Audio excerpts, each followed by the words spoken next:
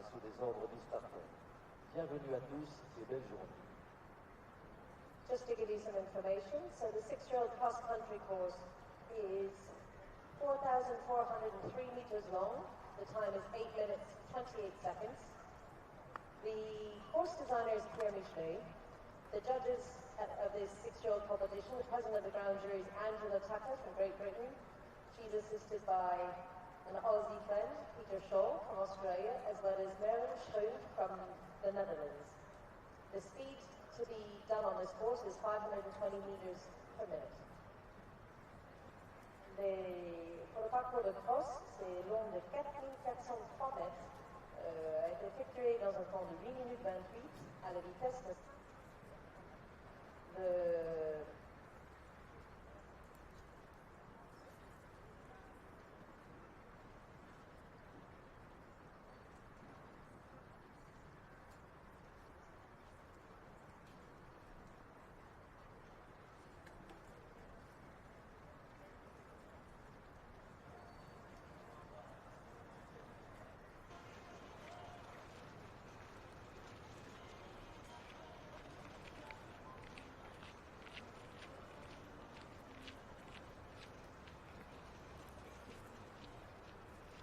Quelques mots sur notre partenaire Datanote.com, partenaire depuis plus de 30 ans du Mondial du Lion.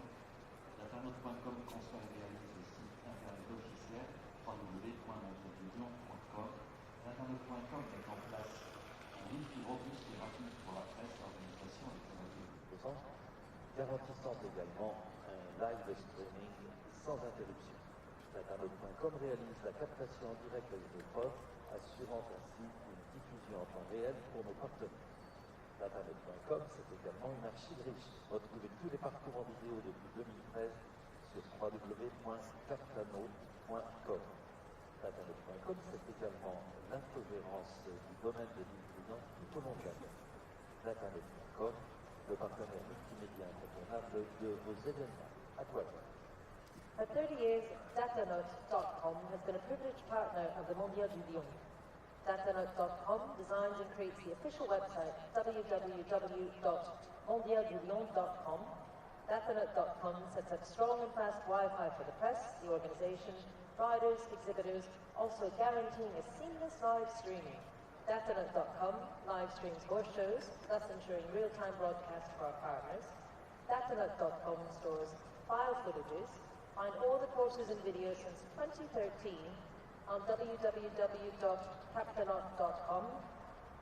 Datanote.com also provides departmental of Ville de Rion IT facilities, management, all year round. Datanote.com, the essential multimedia partner for your event.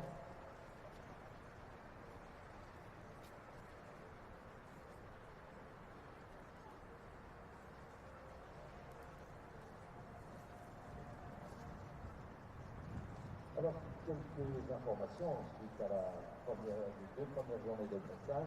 Nous allons vous donner le classement des 10 premiers. En fait, pour la Grande-Bretagne, maintenant le numéro 15, c'est Molly Summerland et Montemojo, 25 points. In the lead for the moment from Great Britain, we've got Molly Summerland riding Mojo on 25.1. Seconde place pour le 21, donc de Barrington Abbey, c'est Izzy Taylor, 26,8. Lying in second from Great Britain equally, Izzy Taylor riding Barrington Alice on 26.1. Un triplé britannique, jusqu'à la troisième place, nous retrouvons Peter King et Tom Pato, 26,40. And in third, still for Great Britain, we've got Philly King riding Cantango on 26.4. La quatrième place pour l'Allemagne, montant Cheers Chakalaka, Johanna Marlowe, 26,60. In fourth from Germany, Johanna Marlowe riding JS Chakalaka on 26.6. La cinquième place pour la Nouvelle-Zélande, Julian Ice et Amanda Berry, 27,40. Lying in fifth from New Zealand, Amanda Goldsbury riding Julian Ice on 26.6.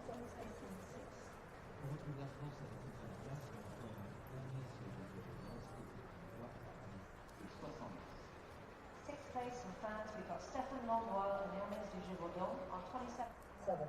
La France encore à la 7e place pour Derek Lacoste et Elliot Coltou, 28. In 7th place from France Italy, Derek Lacoste riding Harriet Colcourt on 28. 8e place pour la Suède, Sela et Thérèse Lund, 29. Lying in 8th from Sweden, we've got Therese Lund riding Sela on 29. 9e, c'est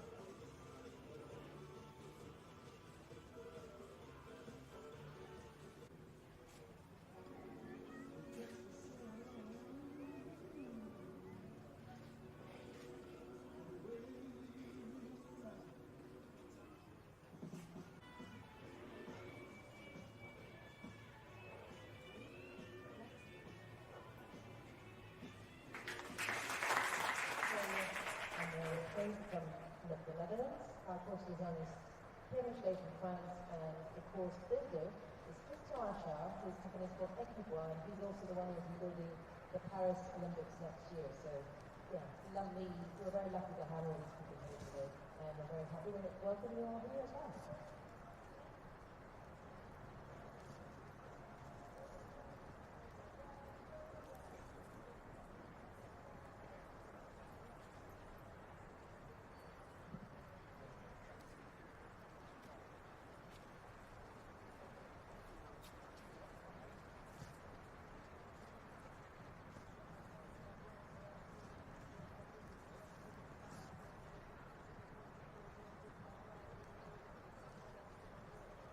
Our first horse up on cross country today will be number 601. It's Esmond Fields Prado, ridden by Isabelle English. Esmond Fields Prado is an Australian warm blood by Diorado and Pamela, owned by Sarah English, Sophia von Mercury, Jenny Curtis, and John Curtis. At the moment, they're lying on 33.5. This is Isabelle's fourth participation here at the Mondial. She has won Charbury, Warwick, Cambrian, and Melbourne.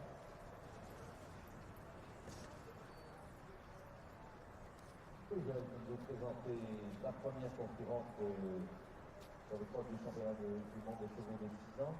Et c'est l'Australienne Isabelle English, 26e active réserve avec un score de 33,50 et elle monte Elysian Fields Prado par Gerardo et Pamela, appartenant à Sarah English, Sophia von Mercury, Jenny Curtis, John Curtis.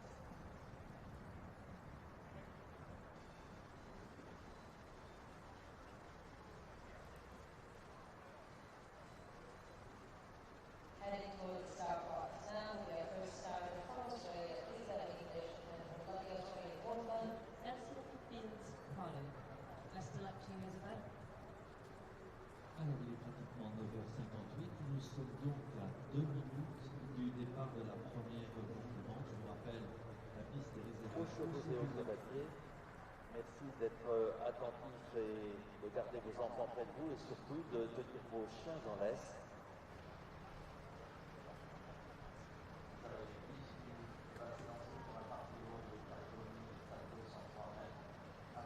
Dans le temps idéal de 1 minute 28 secondes, au-delà de ce temps de 1 minute 28, 0,4 points de pénalité par seconde dépassée. Un premier refus est pénalisé de 20 points, le deuxième refus de 40 points. Et malheureusement, 3 refus, c'est l'élimination, la chute, qu'elle soit du cheval ou du cavalier, est éliminatoire. Yes, as François so rightly said, so cross country is to be done at a speed of 520 meters per minute in the optimum time of 8 minutes 28 seconds. Any second over that will be penalized by 0.4. First refusal penalized. Very, very warm welcome to Le Lion d'Angers, the venue about 200 miles southwest of the capital of France in Paris, and we are getting ready to get the cross-country underway in just a couple of moments' time. That lady there will be our pathfinder, Isabelle English, just preparing to go under starters orders with Elsie Fields Prado. And we kick off this morning with the 6-year-old division, and we'll turn our attentions to the 7-year-olds a little bit later on. As you can see, there's a pretty stiff breeze going on. It's not ideal conditions in so much as it's a little bit drizzly, overcast, but the ground is holding up unbelievably well, which huge credit to the entire team, because the forecast has thrown pretty much everything at them this week. Pierre Michelet, the cross-country course designer, the designer of the Rio Olympic Games, one of the most well-respected course designers in the world. And let me tell you, if you haven't seen the Le Lion d'Angers cross-country course before, you are in for a treat. If you have seen it, I'm sure, like me, you will never fail to be amazed every single year. They outdo themselves. It's a work of art. Christian Achard and his team just work unbelievably hard, and the attention to detail is extraordinary. So, Isabelle English and Elsie Fields Prado will be getting us underway, counting down to leaving the start box, and it'll give us the first opportunity to take a look at Pierre Michelet's cross-country track. 4,403 metres. The welcome watering can at 1 gets riders on their way, and then chance to really just settle into the rhythm before the chess piece comes at 2.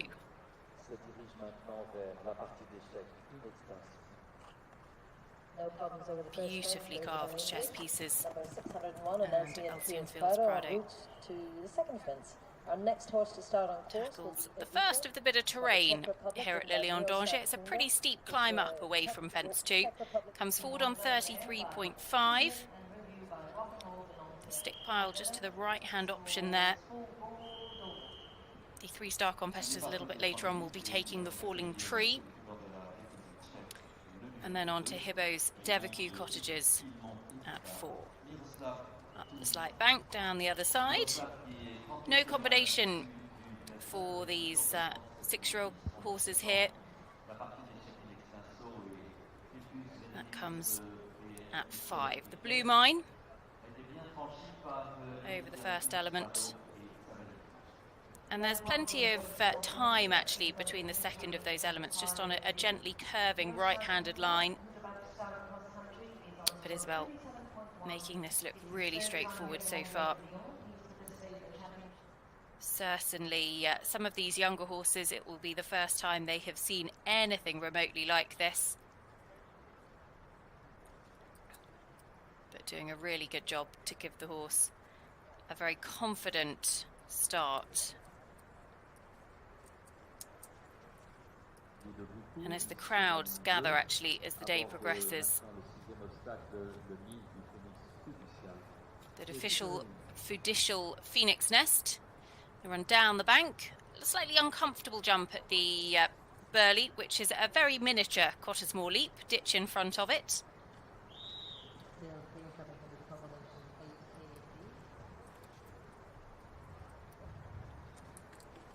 Before coming to the first of the waters, the frogs.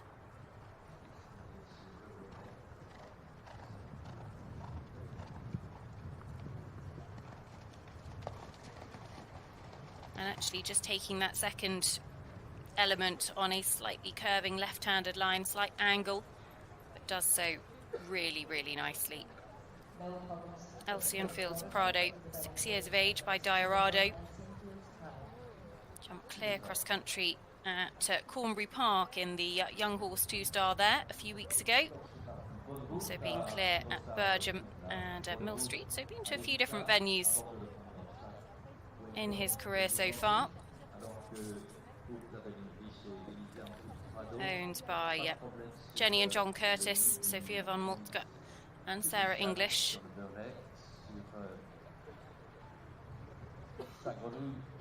And popping through that combination really, really nicely. It's a bit of a roller coaster up there, actually. And does a very, very good job at it. So Miroslav Trunda, next away for the Czech Republic, comes forward on a score of 37.1. Adela Svobodova owns this mare by Tisnit.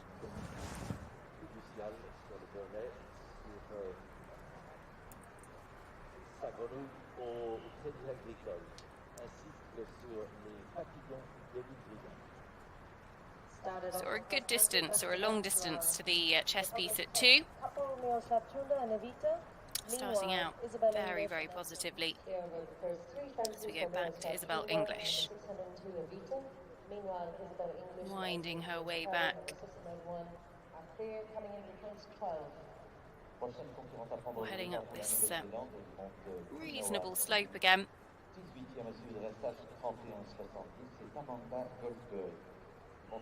And the horse looking really, really confident, actually.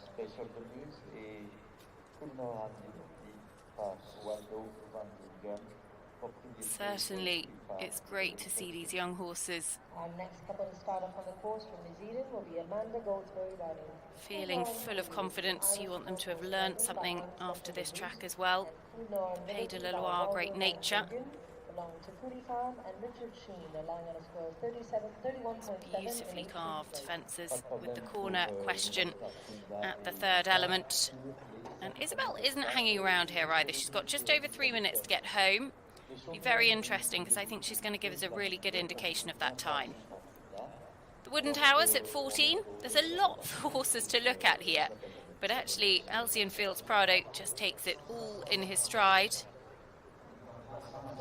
8 minutes and 28 seconds is the optimum time, and actually for a lot of these horses, those last couple of minutes is the first time they've really been asked to go for 8.5 minutes cross country, particularly if they've not done a long format, of which many of them haven't.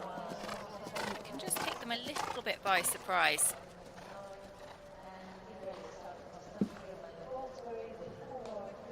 Isabelle at the Milleval-Briand,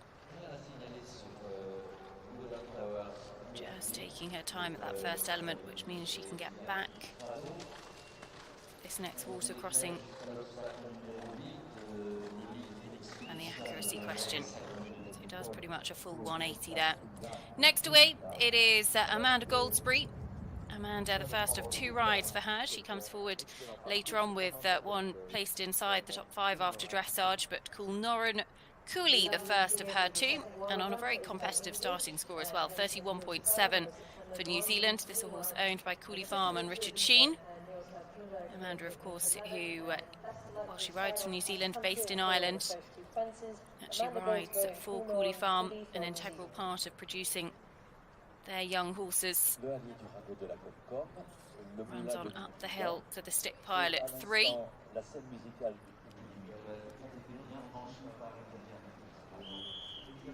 And there's just quite a lot of terrain at this part of the course. A lot for these young horses to be looking at before the Hibbos Devaku Cottage at 4. And certainly this horse setting out looking full of confidence, in 18th place after dressage, 31.7. So Amanda goes on to the Blue Mine at 5. First combination. 3 there. Just looks to have actually taken the flag there at the first element. There's a beautifully sculpted owl in between those 2 fences. I'm sure we'll get a look at it later on, but it is quite extraordinary. Back to Isabelle English, nearing the end of her round now. 33.5.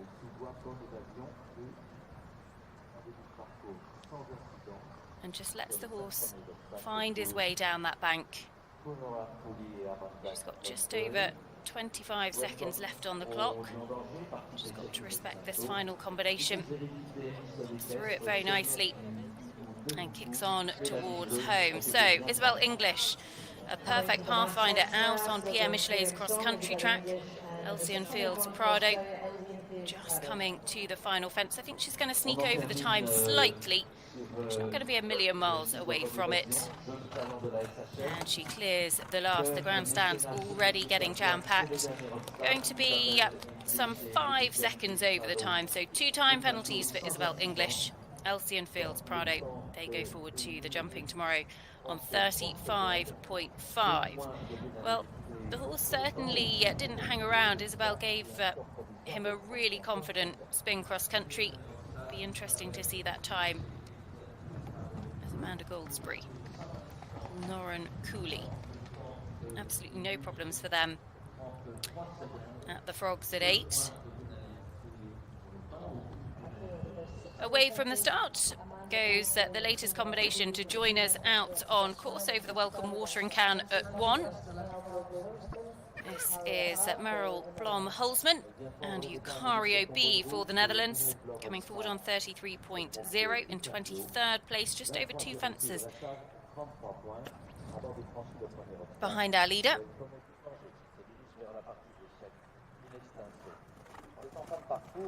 That's about 20 seconds cross-country.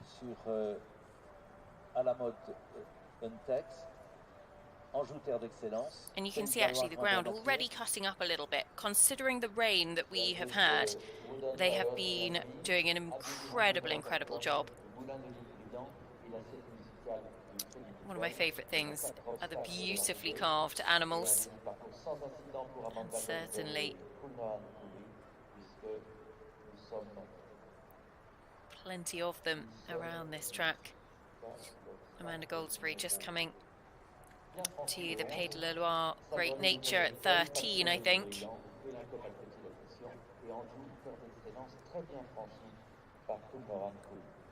So far so good for Battle Green Horseman and And to do a clever little bit of footwork. They're just got in quite close to the table. Very clever. So this is the Pays de la Loire Grand Nature. And this is a pretty tough combination actually. Let's watch her through it. You've got the big brush, curving left-handed line to another very similar big brush, and a big ditch underneath. And then you've got to get a line right to the corner. Well, Norrin Cooley certainly not lacking any scope, is he? Straight as a die, and gave it plenty of airtime as well, the final element, the corner there.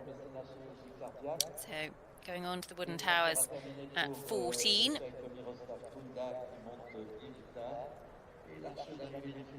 And Amanda again is going to give us a really good indication of that time.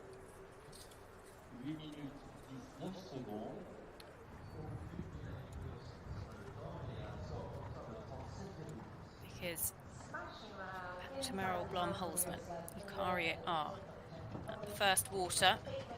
Lovely shot through both elements there. Meanwhile, across country, we've got number 603 for New Zealand, Norrin Cooley and Amanda Goldsbury, who are clear of fence 40. So if you're just tuning in to Le Lion d'Angers, a very warm welcome to you. We're underway with the cross-country. Our pathfinder Isabelle English home clear cross-country. Now it's back to Amanda Goldsbury, Norrin Cooley. Here at 15, Melville Briand. And that curving left-handed line back to the water.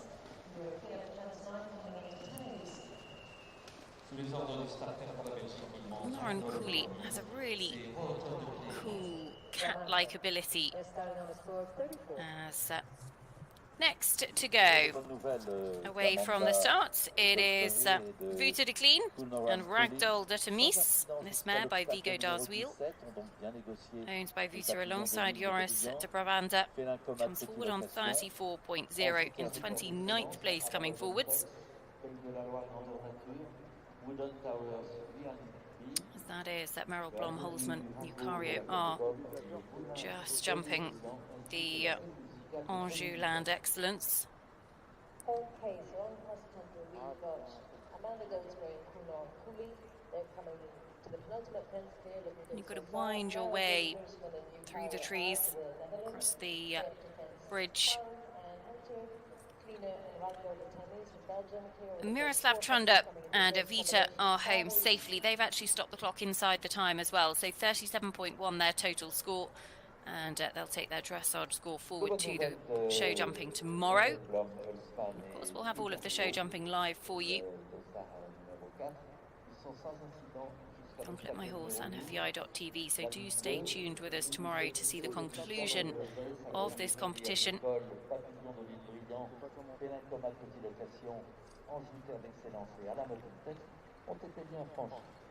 Really nicely done. That corner is quite an obvious question coming away from that second element, but still a real accuracy test.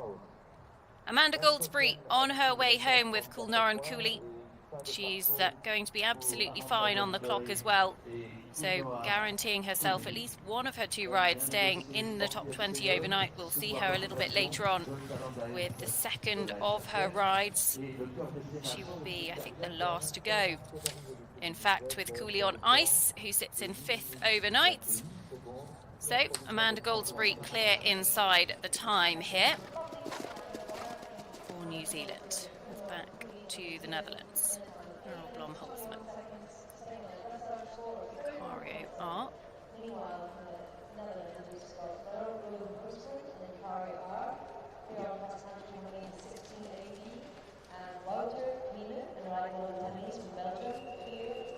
And that accuracy question coming out just really needs respect, but Merel, unbelievably experienced, and actually Eucario are very, very straight and true to the line.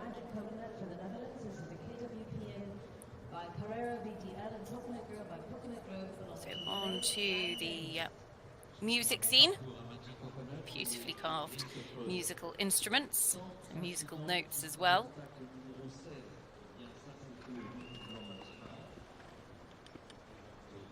And this part of the course where you're just winding your way through the woods, up and down, the lumps and the bumps, just have to make sure you've got a little bit of time in the bank, because you don't want to be taking any chances here.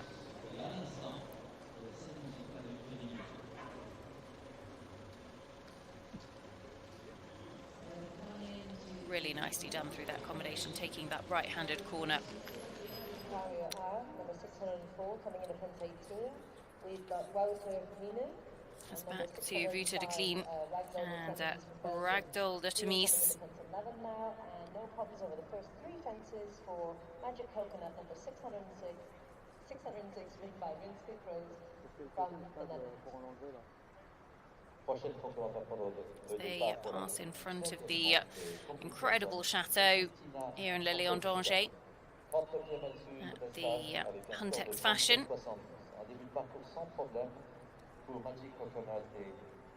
Before they come to the Pays de la Loire, Great Nature.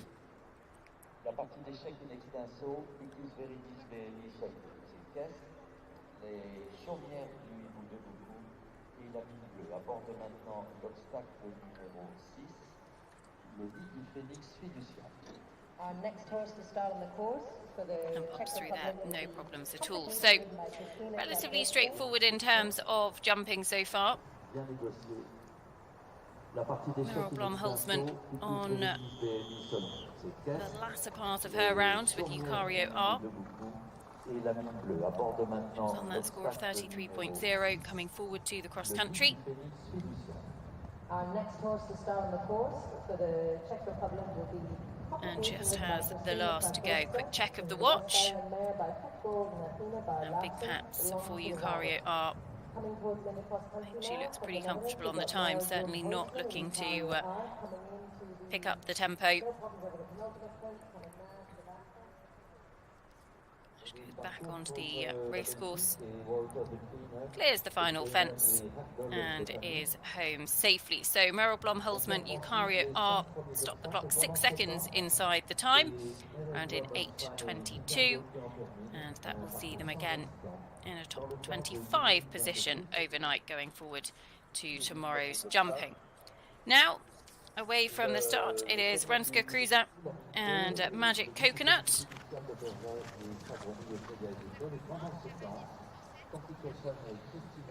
Renske comes forward on a score of 34.0. In fact, I think is already out on course. So this is Kristina Krakowska and a complication 37.7, their starting score. Renske clear through fence 9.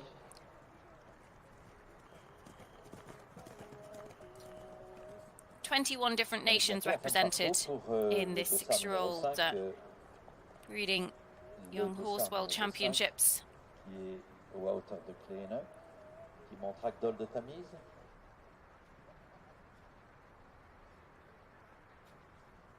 This is Renske Cruiser, who just had the most uncomfortable of jumps at the Burley at 7, and actually the whole fence has moved, which means that I would imagine we could see a little hold on course. She's unpenalised, she jumped the fence. It wasn't a safety device in any way, shape or form, but just landed on top of it and really shifted the foundation of the fence. So watch this space. In Kristina Krakowska continues on at the moment at fence 5.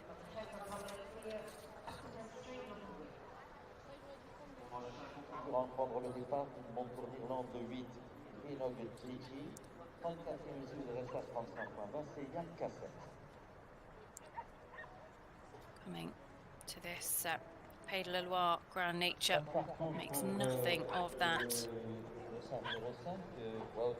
It's really good to see, still full of confidence.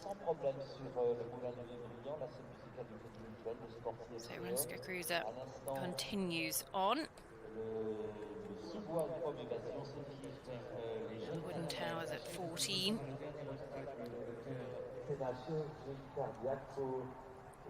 As heading towards home, Vuta de Clean and Ragdoll de Tamis home safely, and it's going to stop the clock a few seconds inside the time as well. So we'll go forward to the jumping on a dressage score of 34.0.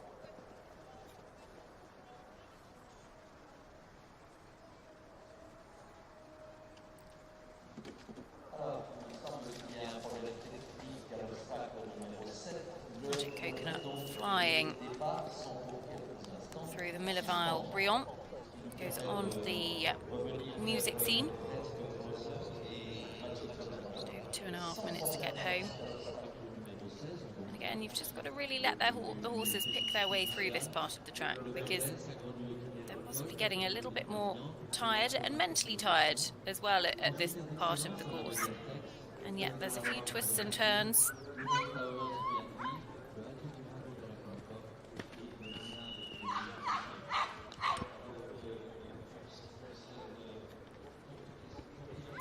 So Renske, around 2 minutes to get home from here.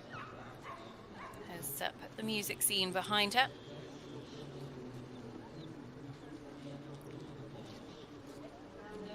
Goes on to 18. As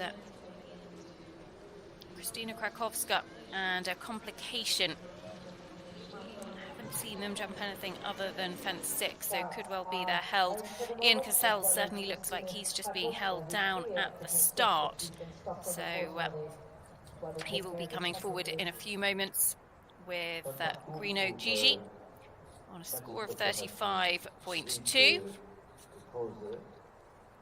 It's just because of the slight fence repair that needed to be done to the Burley at fence 7. So it could be that we just have a couple of moments break until the course builders are happy that the course is safe to jump. Christian Achard, the course builder, along with his team. Pierre Michelet, the cross-country course designer here. Pierre Michelet who designed, there we go, that's they're just making sure that the fence is totally safe to jump. So what happened was Rensko Cruiser Magic Coconut actually just landed on top of it a little bit, and you saw the entire fence just shift slightly, which meant that actually they needed to do some work to it before it could be jumped again. So that's just why there is a short hold out on course. Rensko Cruiser, as we can see, has actually continued on clear absolutely fine, or still full of confidence, and is going to come home comfortably inside the time. So 34.0 will be their score going forward to tomorrow. Beautiful clear round for the Crows and Magic Coconut, number 606 from the Netherlands, in the time of 8 minutes 16 seconds, placing on the dressage score of 34. Meanwhile, Christina Krakowska from the Czech Republic and complications. Huge credit must go to the entire teams that pull these courses together, but particularly here in Le Lion d'Angers. This can just take another look at what happened to this fence. So Rensko comes down the bank. You can see the horse just fighting for head slightly, stood off it, landed on the fence, and the entire fence just shifted forwards. There's a big ditch in front of it, and continued on their way absolutely fine, but it does just mean that the fence needs to be stabilised before it can be jumped once again. So that's why we've just got a few moments delay. Ian Cassels just walking round down at the startboard, will have got back to the collecting ring. There's just a little hold out on course. The fence repair teams, unbelievably well trained, very, very, very clever and quick and efficient. And you can see they don't hang around in trying to do it either. They're moving things as quickly as they possibly can. But obviously, as is always the case, safety of horse and rider, the utmost priority.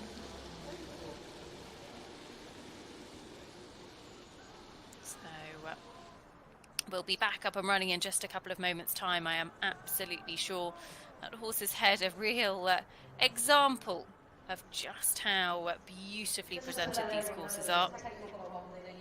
Riders out there making their final preparations. They'll have walked the course once or twice already. Coming forward in the 3-star a little bit later on.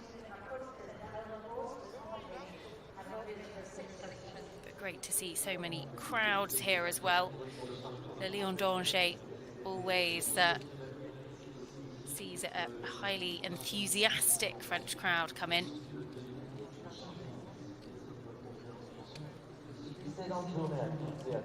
And for some of these young horses, it's the first chance they've really had to experience crowds, and it becomes a vital part of their education for the future as well. You can see, even though it's only just shy of 10:30 local time, lots of people coming out to enjoy what is in store. The rain hasn't put them off. And I would say as well, huge credit to the Le Lion d'Angers team, who have had no rain for some days. I think 85 days or something in the build-up to the event this weekend. And then they had horrendous weather on Wednesday for the first horse inspection. It rained and it rained and it rained. And then at the end of dressage on Thursday, we had some quite dramatic storms, and a lot of water fell in a very short space of time, and there was some very, very wet patches, but they've done a very good job in making sure that the show stays on the road. So huge credit to them. It looks like that fence was pretty much good to go, so we should be getting restarted any moment. Of course, Christina Krakowska and Complication will be the first of those riders to be restarted, and then Ian Cassels will be set free from the start box. He's been given the green light to just continue with his warm-up. So important. If your warm-up has been disrupted, or you've been down at the start for a little bit longer than you had planned or anticipated, you really have to make sure that the horse knows that the job is about to get started again. You don't want them to be turned off, so to speak.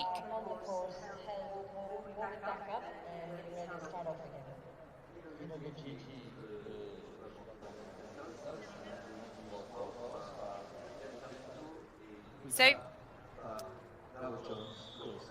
Krystyna Krakowska is back underway with complication after that hold on course. So ignore the cross-country time penalties. That will be calculated by the cross-country control team and the scoring team on event. It's just incorporating the entire time she's been held for out on course, and you can see very quickly rectifying that as well. And how it works for a horse held out on course is the fence judges actually take a time for every horse that approaches their fence. And if they are required to hold a horse, they wait until they've passed their timing marker. No chance of it happening again. Krystyna Krakowska gives that the Burley plenty of air with complication. They would take a time for every horse that approaches their fence, and if they're required to hold a horse out on course, then essentially they will make sure they've passed the timing marker, have taken the time before flagging the horse down, and then when the course is safe to be restarted, they'll be given the green light and the go-ahead from cross-country control, and that horse is sent back past their timing marker at full competition speed, so a second time can be taken. They're very, very experienced, the fence judges. They've all had proper training in how to do it, and it makes the process so much more straightforward and very accurate as well. So, at the Anjou Land Excellence, a beautifully carved hare just in front of the chateau. Krystyna Krakowska continues on her way. The horse doesn't look at all deterred after that hold on course. And for a lot of these young horses, it would be unlikely that they've probably been held on course before. So it's a bit of a learning experience for the riders as well as to how they respond when you ask them to pick back up again. Here's Ian Cassels and Grino Gigi away on course. Ian for Ireland comes forward with this mare by Jetem Flamenco. Out of a mare called Krita, who is by Dow Jones Courcell, owned by Con McCarthy. Jetem Flamenco, Billy Toomey's wonderful show jumping sire. Number 608 for Ireland. Next horse to start on the course for Sweden will be Sella, ridden by Therese. Actually, we see a few of his offspring really excelling in the sport of eventing as well. 1324 belongs to Lena Lindstrom and the rider. They're starting on a score of 29.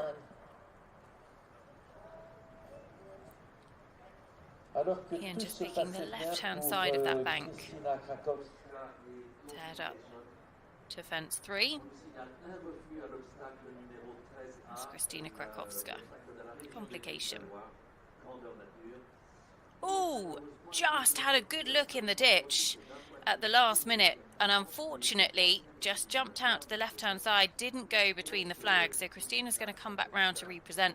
Actually, the horse jumps it really well this time, just showing perhaps a little bit of inexperience, and wanted to have a close look, but unfortunately has run into further problems at the corner as well.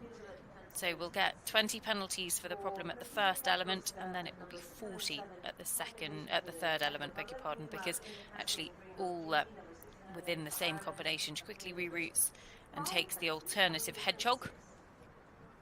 But that was frustrating, and you feel like the final run out was actually a bit of a result of their earlier problem at the first element. The horse just, I think, really showed a bit of an experience, looked at the ditch, and having a jolly good look at the advertising boards, I think, as they go past there as well, but looked at the ditch and unfortunately just jumped out to the left-hand side. Was very honest and came straight back round and jumped it again. So definitely a bit of a learning curve there. But actually, with these younger horses, particularly here in the Lion d'Angers, as Grino Gigi jumps the Burley, these younger horses, you know, Pierre Michelet, the cross-country course designer, he's designing a track that hopefully, even if things don't totally go to plan this weekend, they will be able to draw upon those experiences. They will have built confidence. And there's a real responsibility, I think, as a course designer at any level, but particularly when you're designing courses for young horses. You want to test them appropriately, but also you want to give them a good experience. And certainly Ian Cassels, Grino Gigi having a good experience through that water. The crowd's really, really building, even at this early part of the day. They're going to get very busy by the end of it. As next away from the start, it will be Therese Wickland and Sella for Sweden. Therese comes forward with her own and Lena Nystrom's mare by Mr. Vane GJ on a score of 29.8. So the first combination we've seen from inside the top 10 overnight.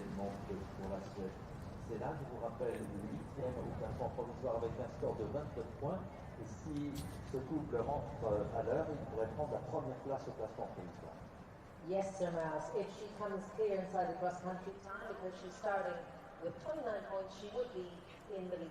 In the meantime, we've got Ian Castles and Greenwich GG from Ireland, number 6 and LA.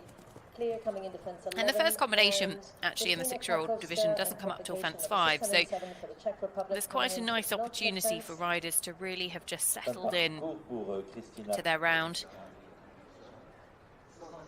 And taking quite an economical line there to raise up to the stick pile at 3. Renska Cruiser, Magic Coconut were inside the time when they came home. So if you're just tuning in, and so far the cross-country time, as we would expect at this level, is quite achievable. 520 meters per minute, the optimum time, is the average that you would need to be travelling at in order to achieve it. 4,403 meters the total distance, 8 minutes and 28 seconds at optimum time.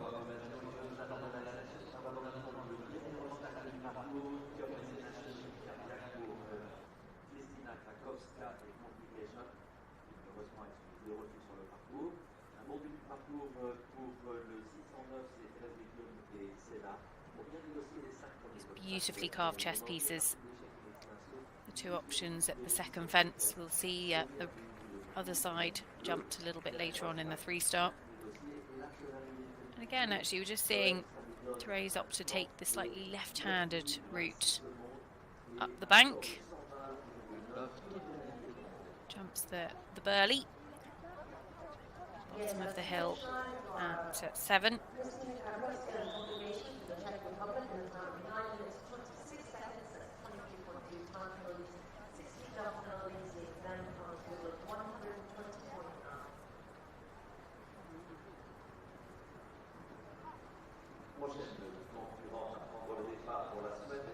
Actually, the horses land on dry land going into that water. Just a slight moment. Way off the second element there. Squino Gigi, Ian Cassels. The combination at the Milleval Briand. Very quickly away from there. Squino Gigi looks like she's full of running and enjoying her Le Lion d'Angers experience thus far. As next away, Linja Eriksdotter Rubin and Hurricane Kokita, also for Sweden. This mare by Constante Q, owned by Melina Bylin and London's De Jolse, comes forward on 31.3, so in 14th place. Certainly a very competitive starting score. Kristina Krakowska complication are home. They had a couple of problems out on course, didn't they, up at fence 13, but have finished full of confidence. And we look forward to seeing them in the jumping tomorrow.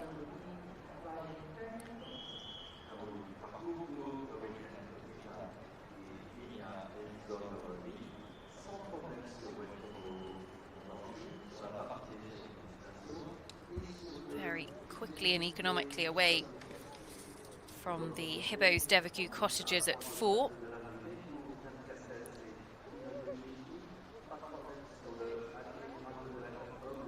And then the first combination comes up at fence 5, just on that slightly curving right-handed line. Plenty to aim at, and actually they jump through that really nicely. So far, coming into the penultimate point, Ian Castles and Greenwich GG, number 6. So Therese Wickland and Sella Number 6 and 7 for Sweden and Sella are free up to fence 13. coming to the Pays de la Loire Grand Nature. Linja Eriksdotter Rubin, clear the first 6 fences. Big enough ditch over both of these first two elements. Ooh,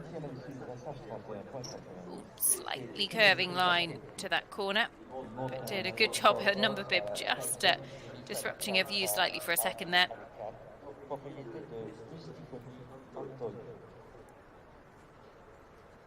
And Sella on that very competitive score, remember, of 29.0.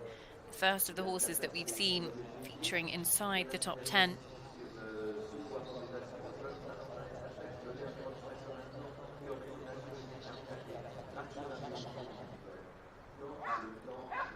It's back to Vinja Eriksdotter Ruben. Really confidently clear of the first water.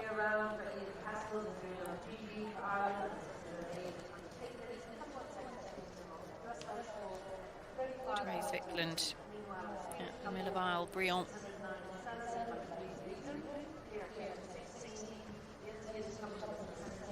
Down in through the water, then back up onto dry land, and then that final element. No problems at all for them there.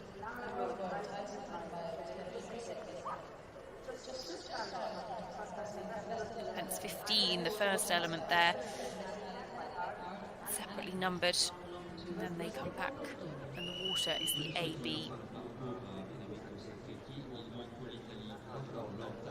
At Queen Oak Gigi, Ian Cassell's home safely, 8 minutes 21 seconds. They add nothing to their dressage score.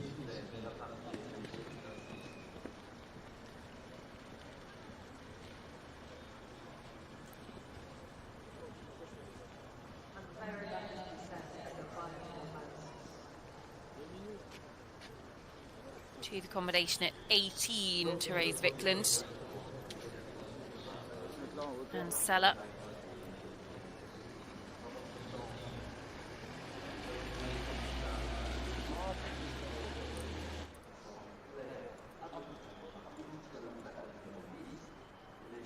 As away goes Federico Sacchetti, our latest starter on course. Federico comes forward with Larav Lord Tyson, 31.9 his starting score.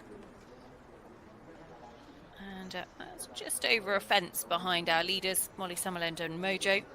Actually, just a few horses until Molly heads out on course. Larav Lord Tyson by Tyson out of Miss Alley Cat. So Therese Vickland and Sella going to be coming towards home now.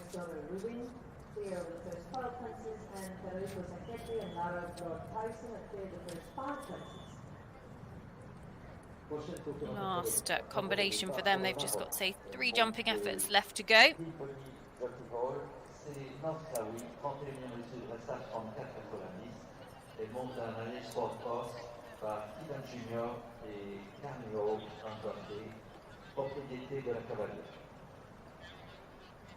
Next to go on cross country, number 612 from Morocco. One of my favourite fence name translations, I have to say, is coming down that bank. The undergrowth escape. Yes, Therese Vickland is home safely. She's going to stop the clock almost exactly on the optimum time. So will be top 10 overnight, has put the pressure on. And she's within a fence of the leaders, Molly Summerland and Mojo, who we'll see out on course a little bit later on. Vinja Eriksdotter Ruben. Eriksdotter Ruben, clear over the first 12 fences, and Federico Sacchetti and Larav Lord Tyson have cleared the first 5 fences. Just runs past that corner. It's a real shame. It's an accuracy question. And she takes the Hedgehog as the alternative, the Black Flag, but just perhaps lacking a little bit of the precise control she needed for that accuracy question. Next to go across country. So picks up 20 penalties there. And got to put that behind her now. So continues on her way. That unfortunately will drop her out of the top 15. And now she'll probably take her foot off the accelerator a little bit as well. Just give the horse a really confidence-building run home.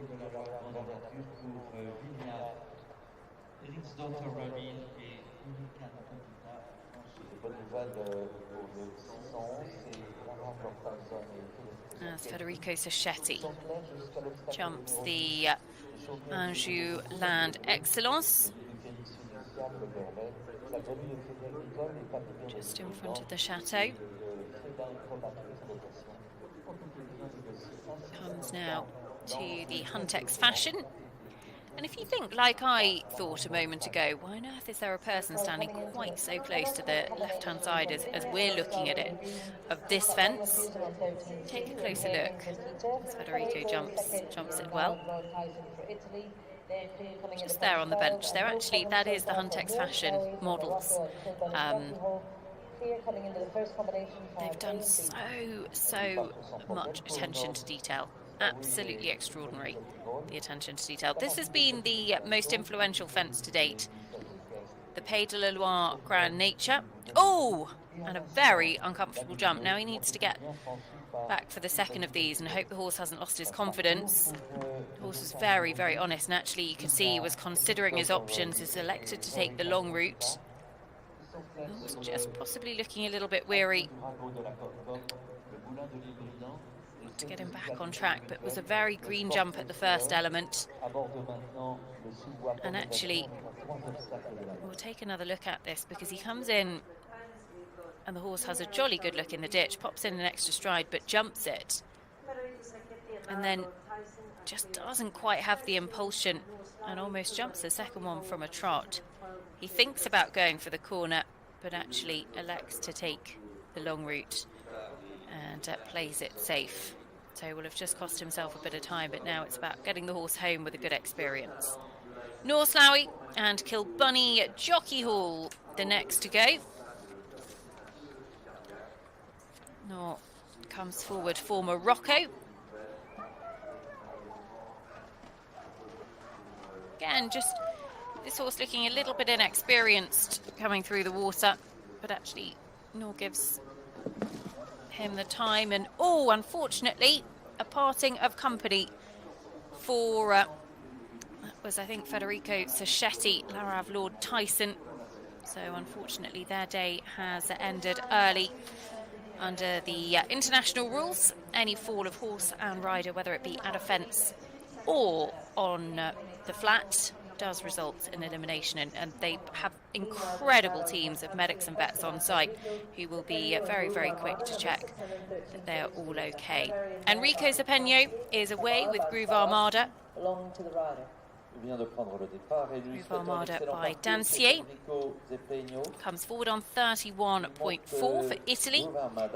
That left them in 15th place overnight. We've already seen a little bit of movement on the leaderboard, so could certainly move up closer to the top 10 with a fast clear.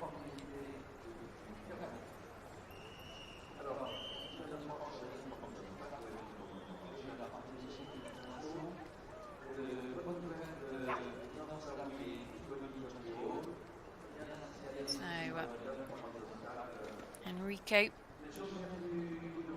quickly on to the first combination on course at fence 5.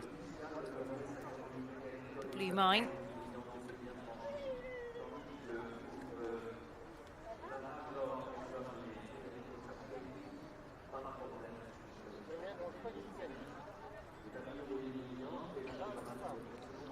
So just a couple of horses until next away will be Molly Summerland, our overnight leader. First of all, Rafael Mamprin Lozano to leave the start box. Well, wonderful to see the horse up on his feet after that fall. Larav Lord Tyson getting lots and lots of care, and you can just see the screens that are being taken down there.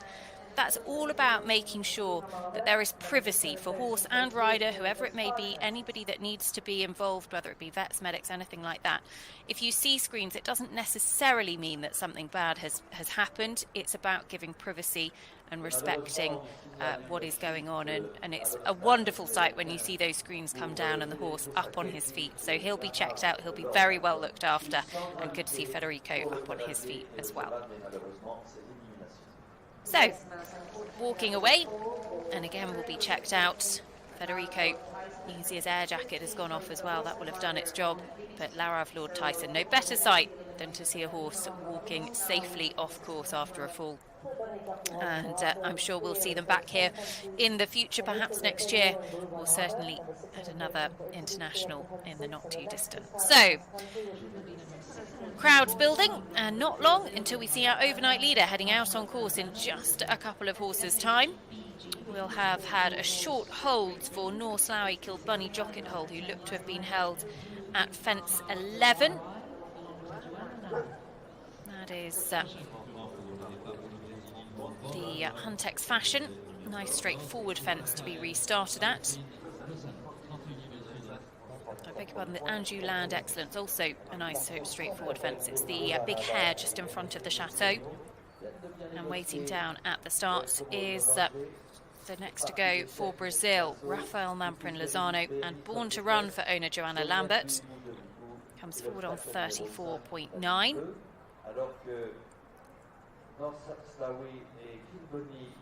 Busy weekend for the Brazilian riders, because they'll also be preparing to head out to Chile, to the Pan American Games, I imagine pretty much straight after the competition ends tomorrow, because the horses have already travelled. They've travelled very, very well, I understand.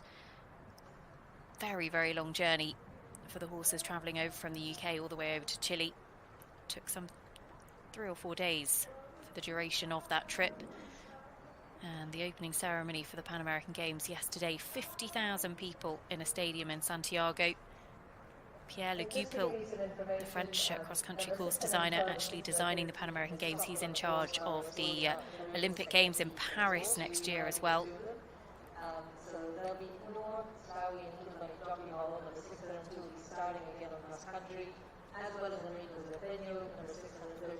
So we'll be back up and running, I'm sure, in just a couple of moments' time. That was after the fall of Federico Sacchetti, Larav Lord Tyson, who wonderful to see them both walk away from that tumble. North Slough Kilbunny Jockey Hall and Enrico Zapeno and Groove Armada, the two held out on course. Here is Kilbunny Jockey Hall. And North Slough comes to this influential combination. It's a tricky line into the first element, because you've kind of got to hug the fence. You pull out to the left, then you come into the right, and it's a real kind of chicane through that fence as well. Just a real question of accuracy for these young horses, and certainly we've seen it cause a couple of problems, but Nor pops through there very easily. And again, just ignore those cross-country time penalties clocking up for the time being. They'll disappear in a moment as the team on site very quickly calculate the time which she was held for out on course.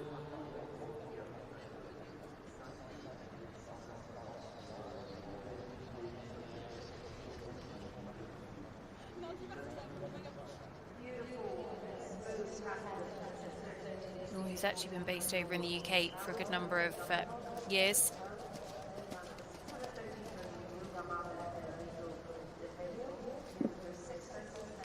To the Milleval-Briand.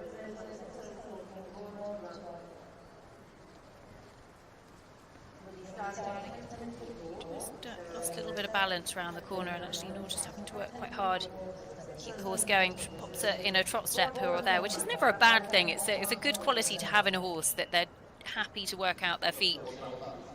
And certainly plenty of riders will do lots of training at home from the trot. Just taking it all in as Enrico Zapeno and Groove Armada nicely away from the Burley at 7. That's the replica of the Defender Burley Horse Trials' famous Cottesmore Leap. Big ditch and brush. Safe to say it's not as big and terrifying as the Cottesmore Leap, but it's certainly big enough, particularly for these young horses. So Nor comes to fence number 18.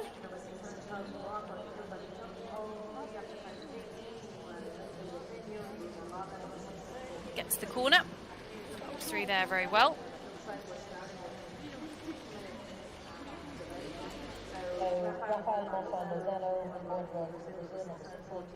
The IFC Sport combination.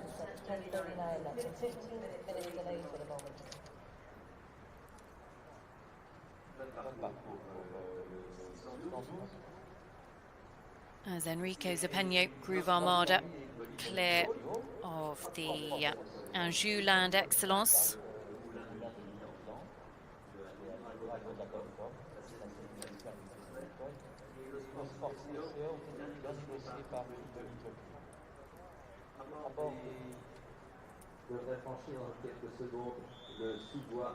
And very nearly home now, North Lowy comes clear of the undergrowth escape. And just 3 jumping efforts remaining.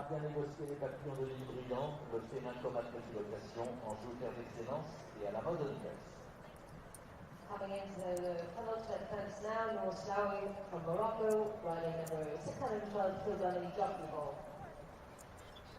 That final combination, the young talents of the SHF. Jumps a replica of the Chateau. And popping the final fence. Home safely, North. We'll get a time for you as soon as it's available, because was held out on course.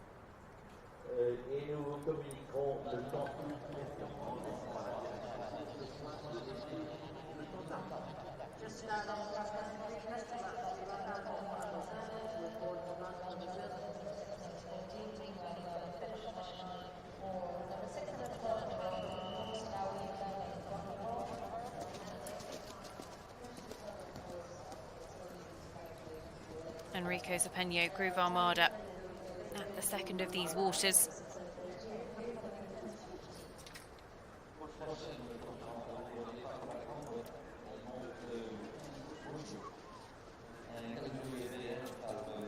And pops through there very, very confidently. So well on his way. A time in for North Lowy. And actually, those time penalties still on her card, so we'll get that revised in a moment. I'm sure. Enrico Zapegno to the music scene at 17. The attention to detail is incredible. They've got music notes on the exit of that fence as well. There's the violin. There might be a trumpet there also.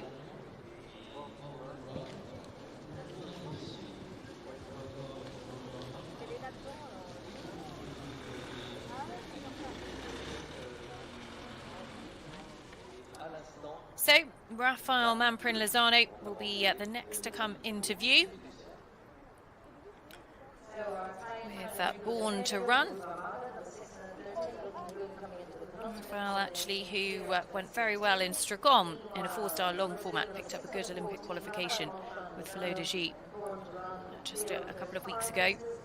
And actually comes here, as I've said, on his way to Chile, to the Pan American Games. It was 4 years ago, actually, in Lima, Peru, that he made his debut for the Brazilian team with Felo de Gis and was instrumental in helping the team to a team silver and Olympic qualification for the Tokyo Olympic Games, finished inside the top 10 individually. And since then, he's very much become a firm fixture in the Brazilian squad. Pops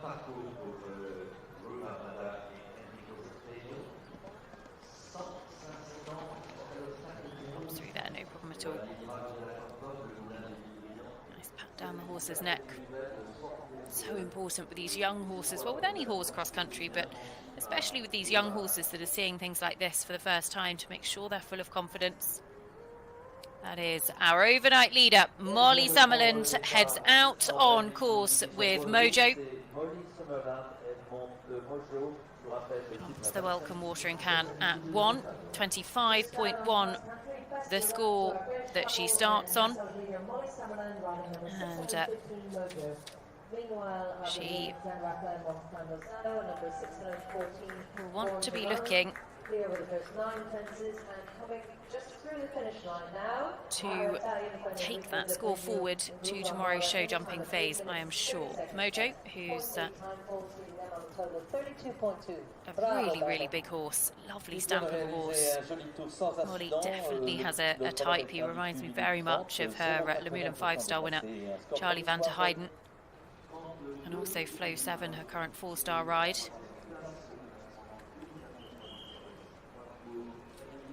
She was thrilled with his first phase performance because definitely went into the arena and felt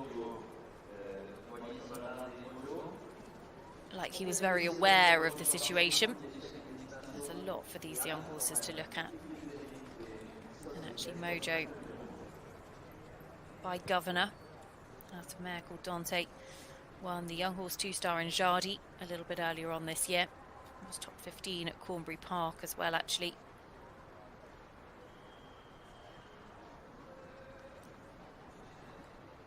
What can they do here? Certainly nicely through the Blue Mine at 5. So Molly on 25.1. Second place Izzy Taylor, 26.1. She can be 2 seconds over the time, nothing more, to hold her position and guarantee that overnight leader spot heading into tomorrow's jumping. Meanwhile, number 650 number 614 Wonder Run from Brazil, written by Rafael Monfano, are clear coming in defence 13. As we see them in a second come to the Fidicial Phoenix Nest down the hill. Gets the Burley. The Fidicial Phoenix Nest at the top of the hill, I'd implore you to go and take a look at it on Facebook. Go and find it on social media, the picture, because there is the most incredible carved phoenix rising from the ashes. It's an extraordinary work of art, and definitely one that I think needs to be appreciated.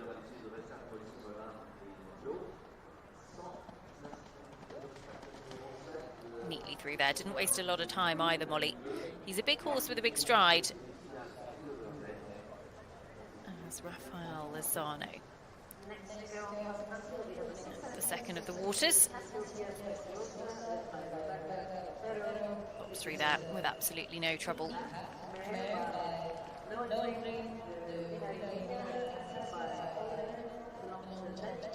So Enrico Zapeno, Groove Armada home 2 seconds over the time. So just 0.8 time penalties to add. He finished the day on 32.2. The music scene, Rafael Lozano. So over the violin very easily.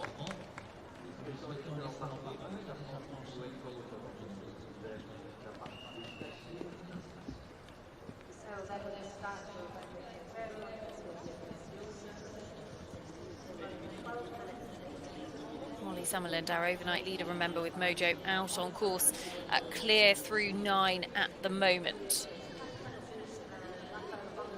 Want to take a look at any of the live scores for yourself? worldsporttiming.com is the website that you need to go to.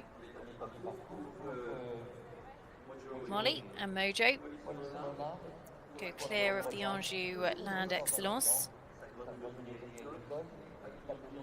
Molly, who's based at Julia Norman's Windmill Farm Stud.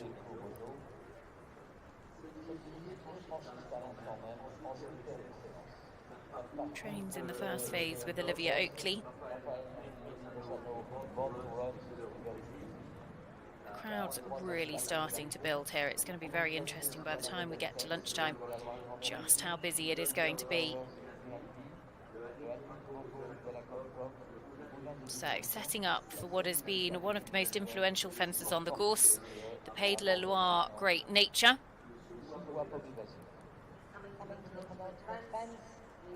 Hugs the string and gets actually quite a wide turn in. Molly not taking any chances there. Mojo does a good job and she stays straight to her line and pops really nicely clear of the corner. She gave the horse every chance there to understand the question. She would have cost herself a couple of seconds probably in doing so, but she wasn't taking any chances, and I think that was really smart riding from Molly, because these young horses, you've got to help them understand the question, set them up for success. and she did so there. Now it is the turn of Rebecca Chiaparo and Cassiopeia Prezosa. Comes forward on 30.4.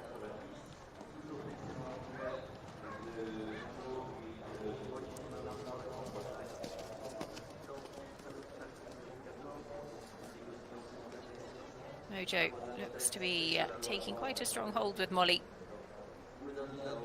But the second of those waters to keep him straight for this accuracy question. He had clocked those flags, he knew where they were and was happily on his way.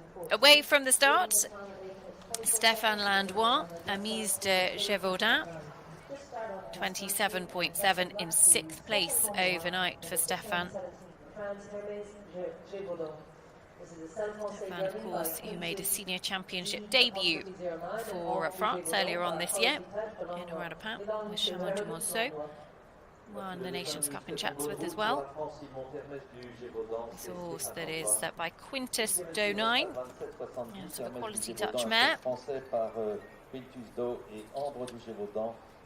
Quality Touch, propriété de Véronique Langlois. Et toujours d'excellentes nouvelles.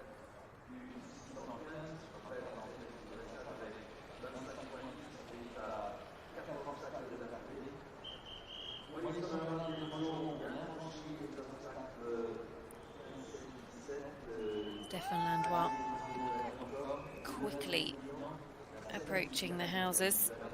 And no problem at all there. The bank almost a bit of a speed bump. There's the most beautifully presented owl that is absolutely enormous in between those two fences. But actually doesn't seem to take the horse's attention at all. So Rafael Lozano, Born to Run, home safely 4 seconds inside the time. So he'll go forward on his dressage score of 34.9 tomorrow. As Molly Summerland comes to the latter part of her round with Mojo. She's got just under 50 seconds to get home. And just needs to take her time through this final combination. She's going to be pretty tight to the clock, to be honest. The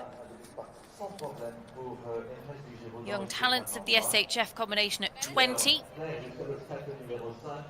Through there, just can kick on now towards the finish flag. She should be okay. The heart at 21, the final fence, it needs to be respected, but she'll be able to afford a few seconds to just take a pull here. Molly Summerland and Mojo, our leaders coming into the cross country, are going to be our leaders going into the show jumping as well. A brilliant round, 2 seconds inside the time. And Molly Summerland means business here in Le Lion d'Angers. There will be a British flag on top of the leaderboard going into the show jumping. As Mojo stops the clock 2 seconds inside. Rebecca Chiaparo, Cassiopeia Prezosa.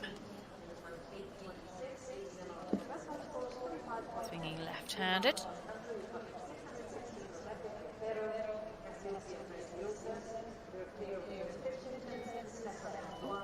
To the water.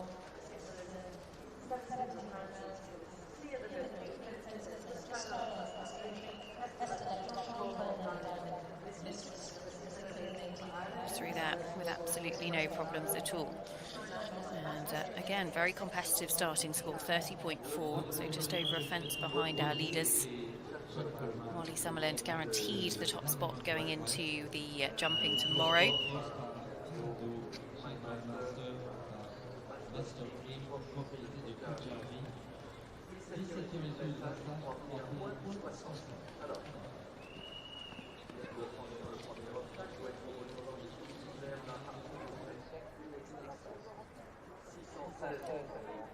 Stéphane Landois in front of the chateau at the Anjou Land Excellence. As it looks like the sun might have even made an appearance in Le Lion today. Long may that continue. The team have worked unbelievably hard with the ground this week because there's been a huge amount of rain, and at one point I imagine there were some rather frantic conversations because the amount of rain that fell in such a short space of time was not straightforward, but actually the ground has held up really, really well. At the Pays de la Loire Grand Nature. Coming into the 13th fence, no problems for them so far. And looking good for Sean Coleman and Diamond Mistress, number 618. This has been the most influential fence on the course, but actually Stefan pops through there really nicely. Rebecca Chiaparo heading towards home now, just the 3 fences left to go with Cassiopeia Preziosa for Italy.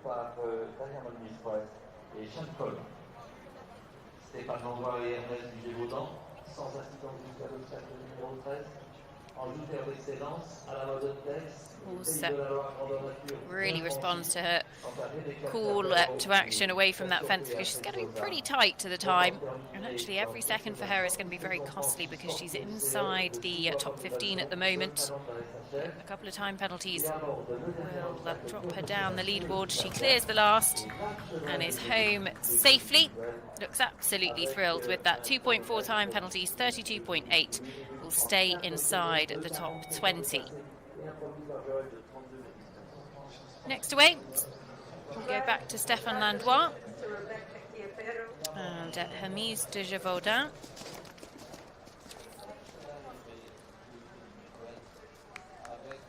By Quintus Donheim.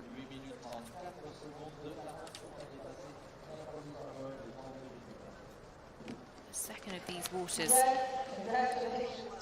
Make sure you've really got your control, because you turn totally back on yourself. And she does so very well. Next away, it is Roxane Gonfart and Diamond Mistress. Sean Coleman, Diamond Mistress, already on course. Hardy de Paris is Roxane Gonfart's ride. Sean Coleman, Diamond Mistress, clear through 8 at the moment. Vient de partir sur le cross, pas de problème sur les 2 premiers obstacles. C'est un 7 avancé pour Alphonse Borel et Romain de Paris, par Grenade Grey, HM, partant à la cavalerie.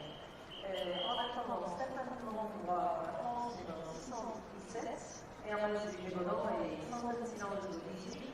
Sean Coleman et Diamond Mistress are into the 618.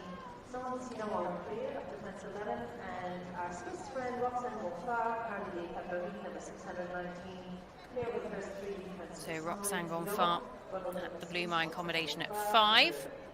It's the first combination for these horses, the 6-year-old division. In the 7-year-olds a little bit later on, it comes up fence also earlier at 4. As Stéphane Landois. The Undergrowth Escape.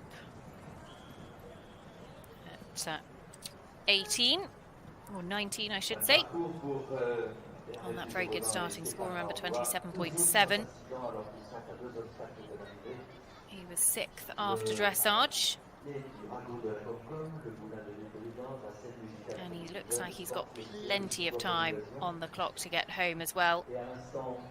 So Stéphane Landois will see Hermès de Gévaudan, one to watch tomorrow within a fence of our leaders as well, Molly Summerland and Mojo. So puts himself well in contention for a podium finish here. Doesn't take any chances to the final fence and comes home absolutely thrilled with that cross-country round from this young horse. So Hermès de Gévaudan will finish the day on 27.7.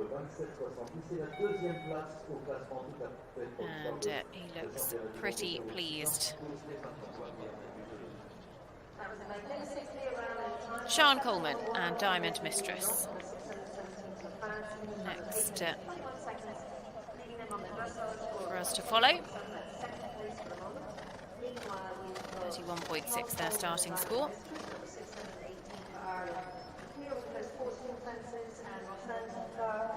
And it's interesting, when you jump the first of those fences actually up at the water, you almost look like you're jumping into the crowds now. There's a lot for these young horses to look at.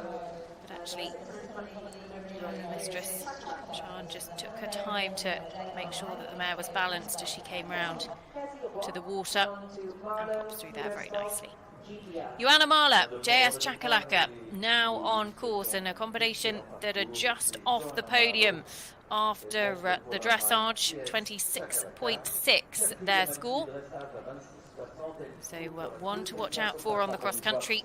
Joanna comes forward with this gelding by Jaguar Male.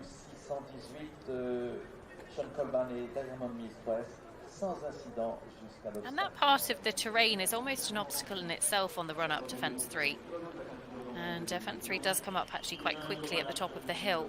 But you see, particularly with some of these 6-year-olds, a few of them sort of figuring out how best to get up it.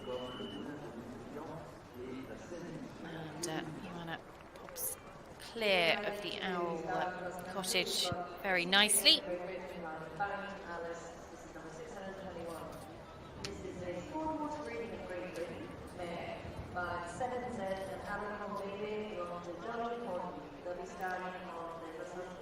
The blue mine as well, no problem at that combination. Let's take a look at them again. Jumping this chess piece. Get a lovely shot there.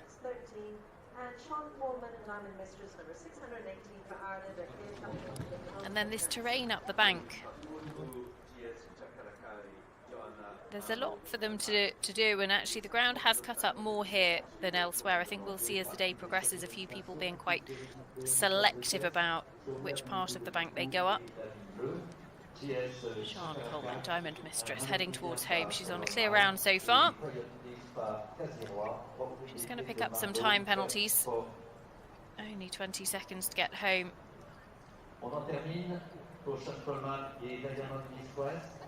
Really nicely done through that final combination. Sian, well, she does open up on the accelerator slightly after that. Doesn't look like she's chasing the clock. Joanna Mahler, JS Chakalaka. She just had to work a little bit harder through there, Joanna. The horse pops through easily enough.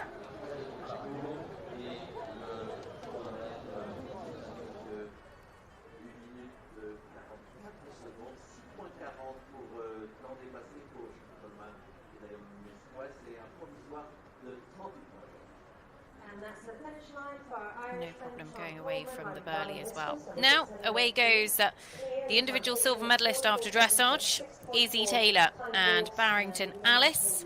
Izzy comes forward with this 6-year-old mare by Kevin Zed, out of a mare called Alaka Mayday, owned by Johnny Hornby. Barrington Sport Horses, big supporters of Izzy in the sport, and Barrington prefix we're seeing on some really, really smart young horses. Très bonne cavalière britannique qui vient de prendre les départs et nous lui souhaitons un excellent parcours. C'est Izzy quickly up the bank, heading on her way to 3.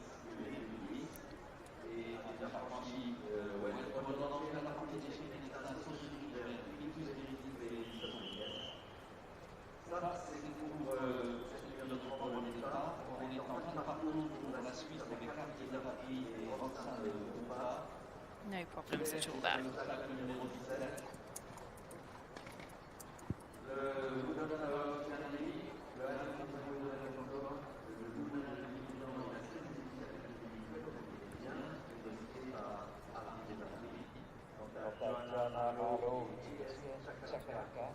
So, Joanna Mahler, JS Chakalaka on their way to the influential fence out on course. This is one that's caused the most problems, the Pays de la Loire Grand Nature.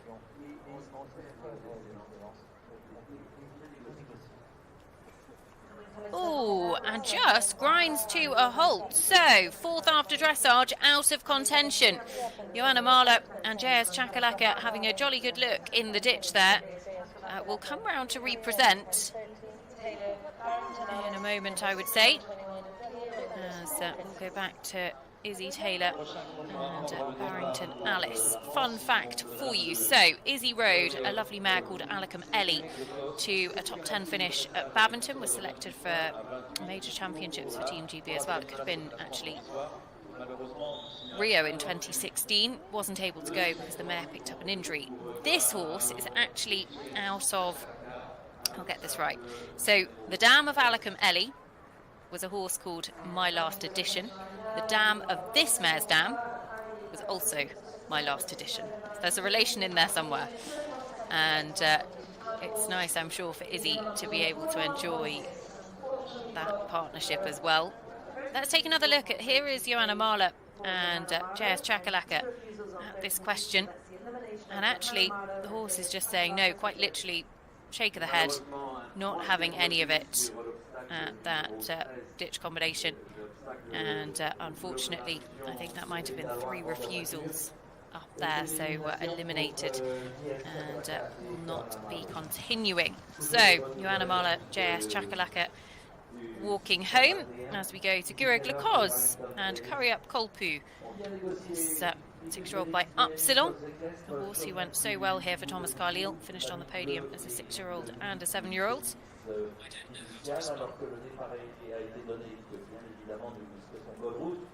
C'est le français Gureg Lacoz, il monte Curry Up Kolpu, Nanglo-Arabe par Upsilon et Logan de Horis par Fedor de Sèvres, propriété de Marc Lacoz, sans incidence sur Welcome au Lion d'Angers et la partie d'échec in extinso. Yes, best of luck for our French champion, goes by Curry Up Kolpu, number 622, who's cleared the first 2 fences. This is an annual Arabic gelding by Upsilon and Logan de Horis. So Gureg just setting the horse up for this cottage up the bank next to that owl, which is looking down over the rest of the combination. We'll see the 3-star riders a little bit later on jump the left-hand cottage, then carry on straight down the hill to that ditch and brush. As Izzy Taylor and Barrington Alice. We'll come in a moment to the Pays de la Loire Great Nature.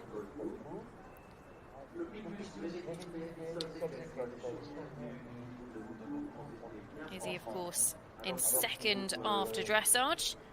Don't forget, if she needs to jump clear and inside the time to stay ahead of 3rd place Kitty King Cantango. Works hard for that corner and it comes off for her. So, Izzy Taylor, Barrington Alice, clear on their way. This horse was actually 3rd at Nunney in the 2-star a little bit earlier on this year. Only 2 internationals clear inside the time in both of them. As Gureg Lacoz, again, on a very competitive starting score of 28.0. And we're seeing a real flurry of some competitive scores at the moment. The 7th after dressage has moved up to a potential 6th place at the moment after that elimination of Joanna Marler. And leader after dressage, Molly Summerland and Mojo have gone clear and inside the time, so they will hold on to the top spot. Izzy Taylor bidding to make sure she stays in second.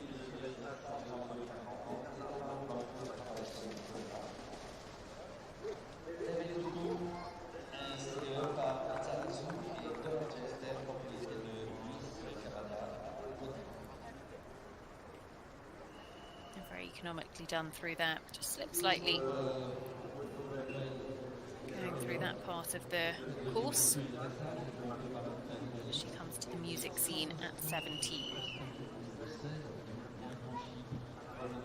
Makes nothing of that.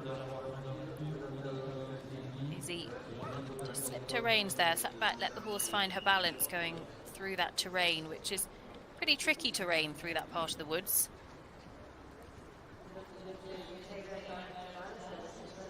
Out into the open to take on the IFC Sport combo. No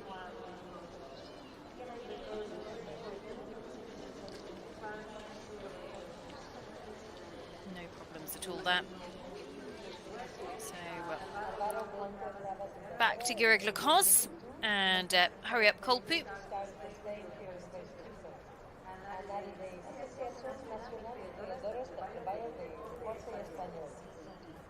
Just passing in front of the chateau.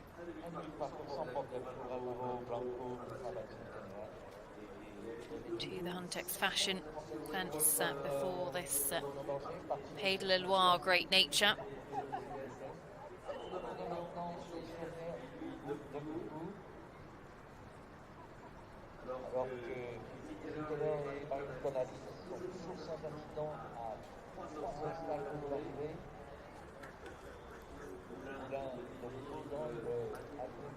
It's time to set the horse up here. We've seen a few surprised by the ditch a little bit, but actually... Oh, and he runs out to the left-hand side. Gireg Lacoz and Hurry Up Kolpu out of contention here. We'll come back to them in a moment as Izzy Taylor and Barrington Alice are on their way home with bags of time left on the clock. Just got to comfortably clear the last and jump the final fence to go on to complete one of the fastest of the rounds of the day that we have seen so far. 26.1, Izzy Taylor holds on to second place, the individual silver medal position going into tomorrow's show jumping, and the top two remaining unchanged. So Kitty King Cantango will be one of the last to go. Back to Gireg Lacoz and Hurry Up Kolpo after that problem. They look to have put that behind them, just picked up 20 penalties at that run out. No doubt they would have taken the alternative then. It's a real frustration for him. Was well placed. The ball's just ducked out the left-hand side. And that unfortunately drops him right down the order.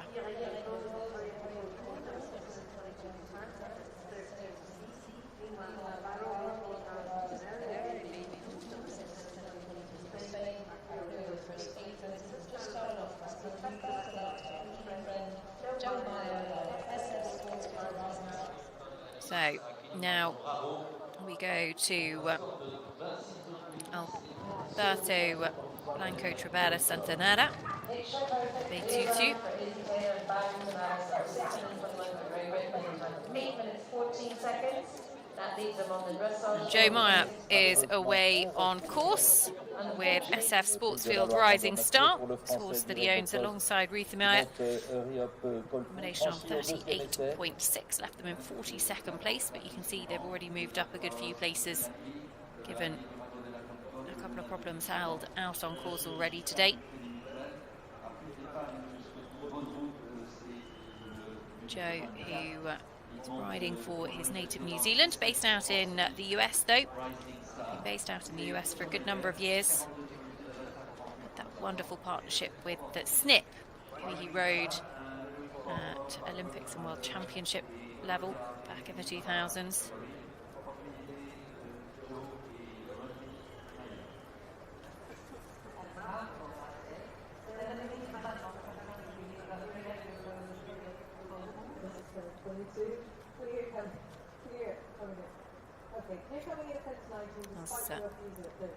Alvaro Blanca Trabasantano Santanera waiting for news on them. Gireg Lacoz will be next to come into view as he jumps the undergrowth escape. It's a fairly steep old run down this bank, but they do get a bit of time on the flat ground back onto the racecourse to set up for this final combination. The replica chateau, and the curving right-handed line slightly to that skinny element. So will be a few seconds over the time, but obviously picked up those 20 penalties. Would have been inside the time, I would have said, without them. Gireg Lacoz and Hurry Up Kolpu. Unfortunately, just picking up a few jumping and a few time to take him down the leaderboard. Molly Summerland out in front, 25.1 the score to beat Izzy Taylor, 26.1. They're the top two remaining unchanged from the dressage. Stefan Landois currently sitting in third, but still a couple that could challenge and go ahead of him. Going to Bebe Tutu. and another to just duck out the left-hand side. Never looked like he was totally on the right line. He's just giving him a jolly good look at that ditch, actually, as he's going to come round to represent. The horse was on the wrong leg, so to speak, just felt like the left-hand shoulder was just dropping away, even in the approach to the fence. And unfortunately, 20 penalties for him there. So now we go to Adamus. Aki Karpakar. 37.9 for Finland.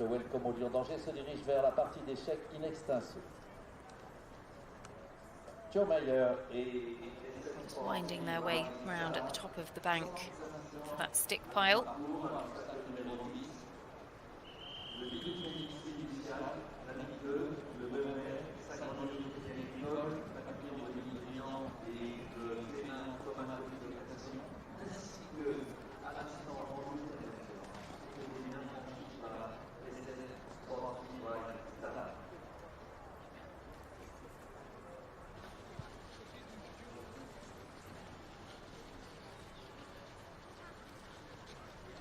There's Alvaro and Bobabutu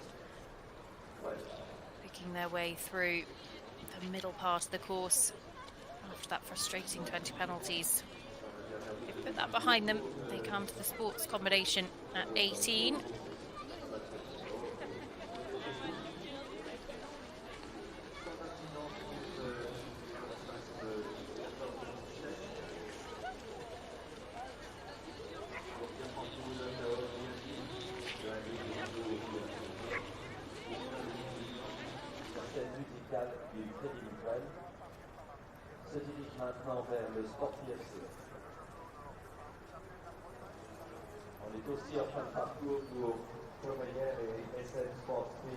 That's Kevin McNabb next to go for Australia. Comes forward with Wilfred Lancer.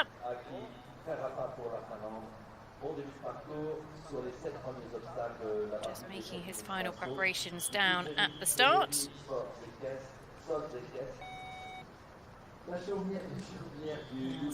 Joe Meyer and Sportsfield Rising Star, middle part of their round. We go back to Bobabutu. Just the three jumping efforts remaining for Alvaro, Blanco, Santanera. We've got Joe Meyer, Sportsfield Rising Star, number 624 from New Zealand, looking good here at 16. And really made that happen through that combination.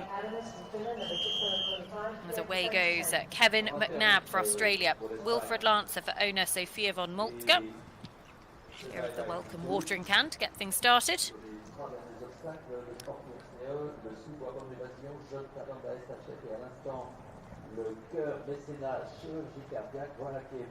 Kevin, who won the 7-year-old division here a couple of years ago with Cute Girl, part of the Australian team that took a team silver at the Tokyo Olympic Games. Actually, the travelling reserve got called up at the last minute when Stuart Tinney's horse wasn't quite right. The opportunity to compete. Best of luck to our Australian friend Kevin McNabb, just started on cross-country and clear with the first two fences, riding Wilfred Lancer. This is an AES.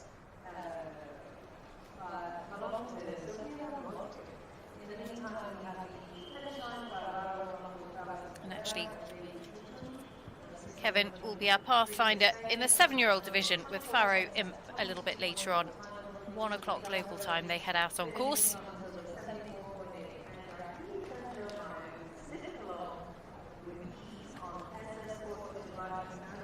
So we'd have it a short break in between classes, just over the halfway stage of this 6-year-old division. That Blue Mine combination at 5. Kevin just pops through there very easily. No fuss whatsoever.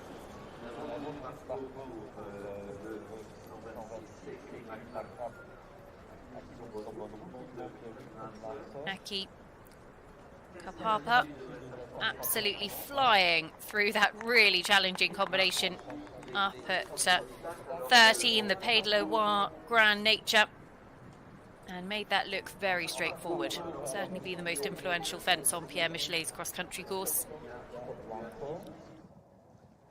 15e à l'issue de dressage 31.40. Joe Meyer. Oh, and he ducks out to the right-hand side. How frustrating for him just before home. And unfortunately, 20 penalties to add to the card of Joe Meyer. We'll come back to him in a second. Very, very frustrating late problem as Kevin McNabb and Wilfred Lancer motoring on in the middle part of their round. Coming to the first water.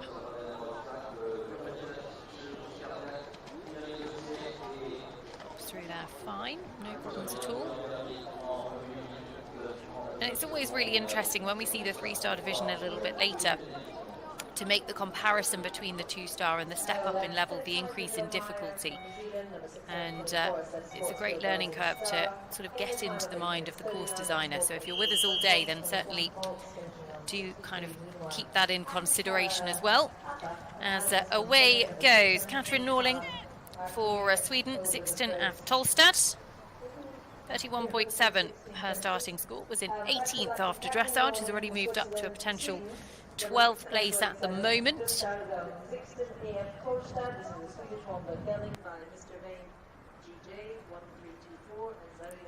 Oh, just actually didn't get the easiest of jumps at that second fence, just rather caught the top. But actually was clever with the footwork of the horse.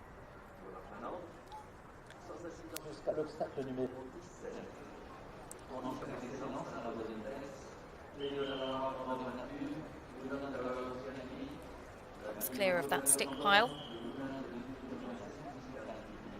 So Joe Meyer is home safely. So frustrating for him. He would have been on track there or thereabouts to make the time. Possibly would have been a little bit down on the clock and maybe was just kicking on. Who knows? But 24.4 his total to add.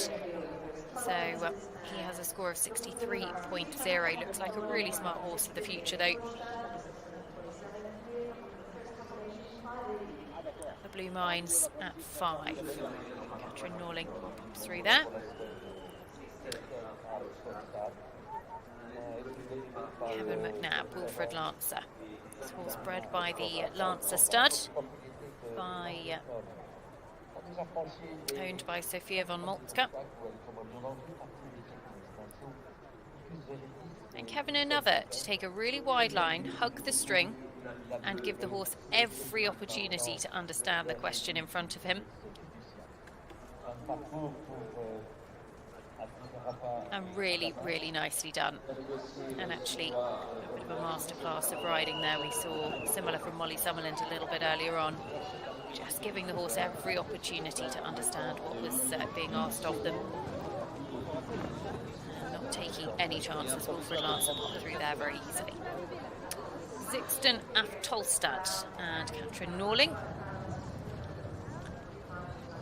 Going on to away from the Burley.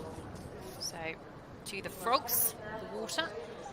Actually, I think pens that the two-star competitors jump. There's a brilliantly decorated frog for the three-star competitors a little bit later on.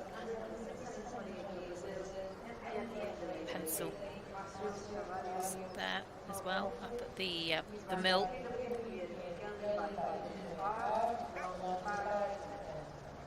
Never fail to be amazed by the attention to detail on this the Léon d'Angers cross-country course.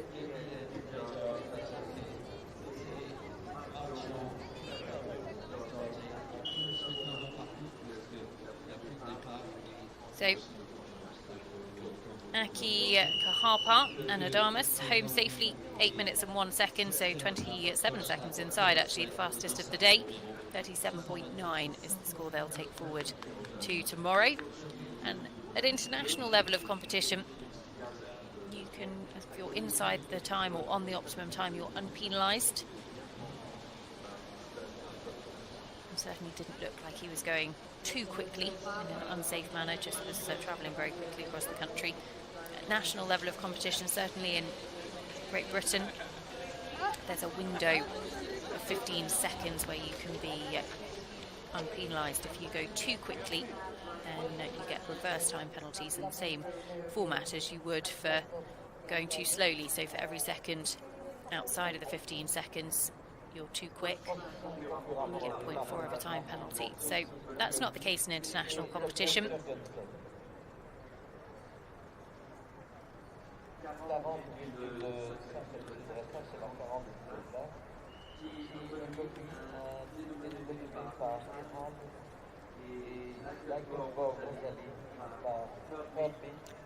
It's Katrin Norling, Zixten af Tolstedt coming to this combination at 13.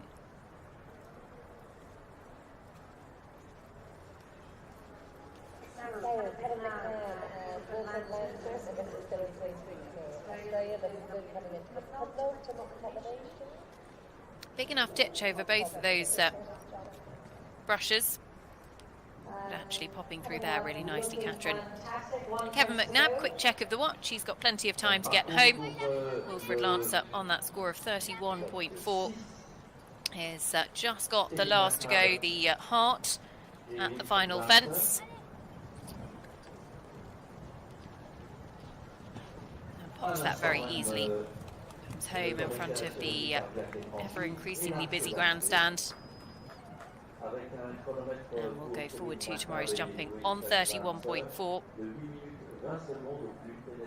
So moving closer to a top 10 position. He was 15th after dressage. Back to Katrin Norling.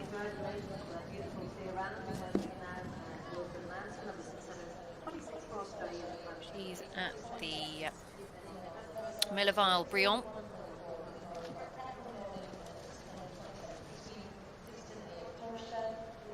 Confidently done through there. This horse looking like he's thoroughly enjoying the task at hand. Yeah, Mr. Vane GJ.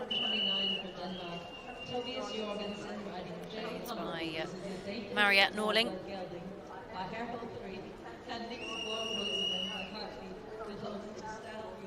Drops the music scene as well.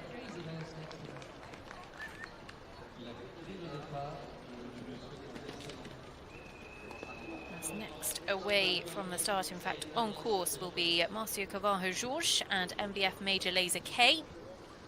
We'll come to them in just a moment. Next away after Marcio, Tobias Jorgensen and Jay Humbleby will be going under starters orders momentarily. In fact, I think possibly just having jumped away from starters orders.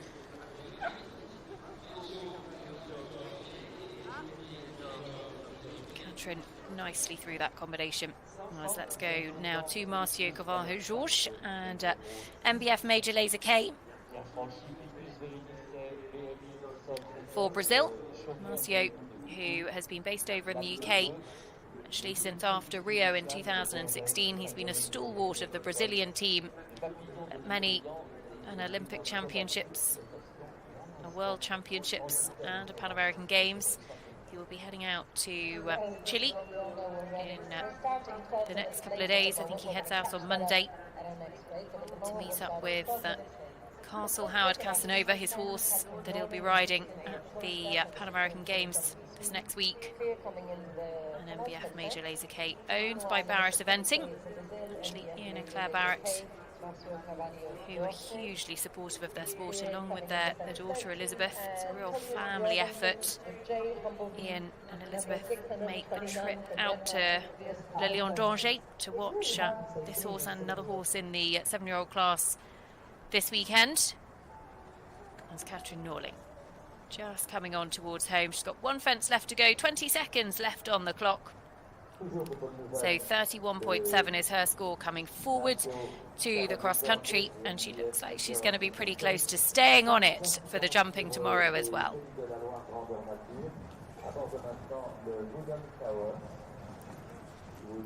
Comes through the finish, stops the clock just on. Oh, she might have snuck over actually. It might have just been a time penalty to add. We'll wait for that to be confirmed. So Katrin Norling and Zixten af Tolstedt are home safely, but just possibly a time penalty or two. Nope, that's been confirmed. 1 second inside. The clock carried on running. That's why we always go for the official confirmed time. But She is home safely and will stay on 31.7. Will go behind Kevin McNabb, Wilfred Lancer. Next away, it is the turn of Austria's Leah Siegel and Sterner's Oberon. This mare by Perpignan Noir, by a Cadeau mare, on a score of 30.3. So this could be a top 10 score here.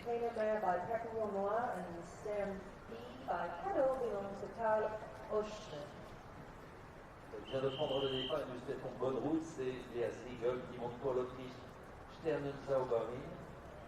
Leah Siegel, one of Austria's brightest young talents, has been a big part of their success over the last couple of years. Herself being top 15 at an Olympic Games, went very well at World Championships last year as well. DSP Fighting Line, the horse that she is perhaps most well known for her partnership with, but also had a great Nations Cup win this year with Van Helsing P.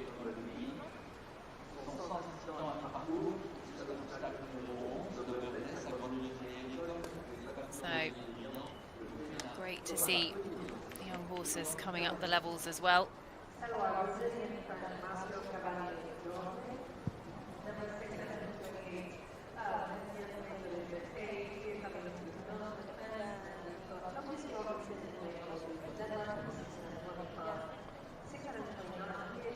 So clear of the blue mine at 5, A and B.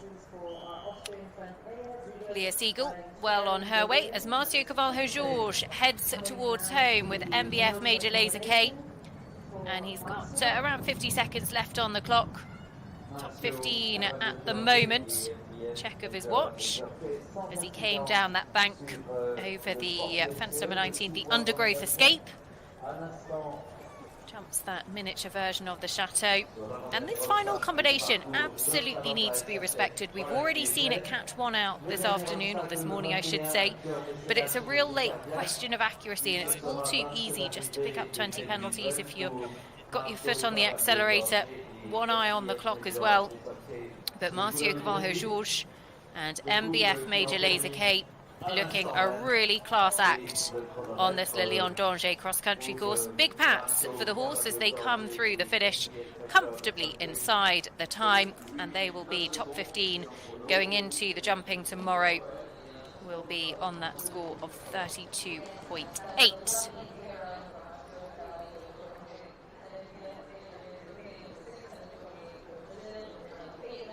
Major Laser K is home safely as we go back now to Tobias Jorgensen and Jay Humbleby in a moment. This is I think Leah Siegel jumping clear through 7.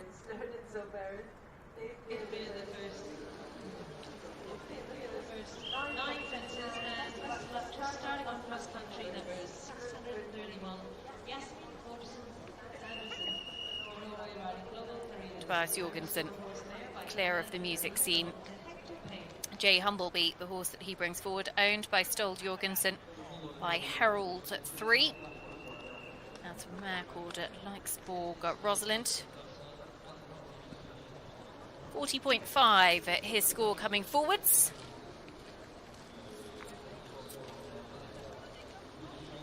As we go back to Leah Siegel and Sternen's Oberon. We've sort of lost sight of that beautifully carved hair now because of the incredible crowds here in Le Lion d'Angers.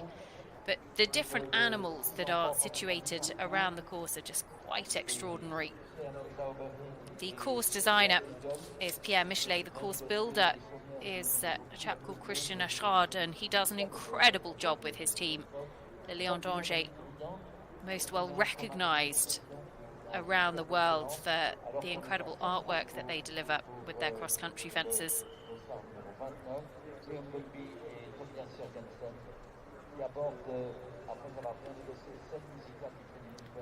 So now coming to this influential fence at 13.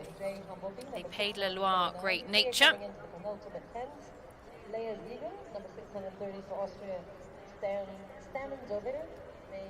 This has certainly caught one or two out today. Actually, the corner has as well, but Leah very quickly and economically away from that. So no problems at all. Leah Siegel for Austria, one of 21 different nations represented in this 6-year-old division. 17 nations in the 7-year-old division a little bit later on.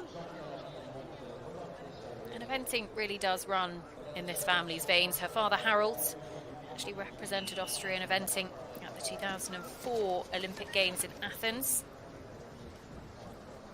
And to the World Games in France in 2014 as well.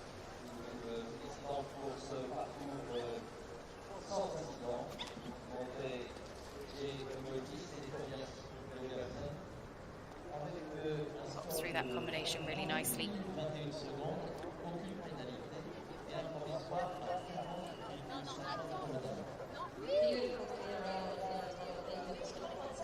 And this horse that was actually bred by Suzanne Trompke, by Perpignan Noir, owned by Carl Oschner. Had some really good results, actually stepping up the levels. Been top 10 on their last 4 internationals, including a win in Austria in a 2-star a little bit earlier on this year. They across country on each of this horse's 8 international starts. And we see a real array of international experience in these horses, particularly in the 6-year-old division, because some might only have 1 or 2 results on their record. Others, like this horse, have 8. It could just be the way they've been campaigned. So over in England and in France, there's a very, very strong national circuit, so riders much more likely to compete in a national class as part of the horse's education, whereas in Europe, quite often, internationals are very much that sort of pathway. And so it doesn't necessarily mean that one is more experienced than the other. They just have had a different route, a different journey, if you like, to that experience.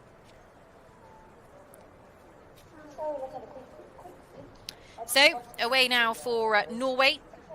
Yasmin Olsen Sanderson, Global Carina, 33.0 their starting score, as Leah Siegel is very nearly home, clear of the undergrowth escape.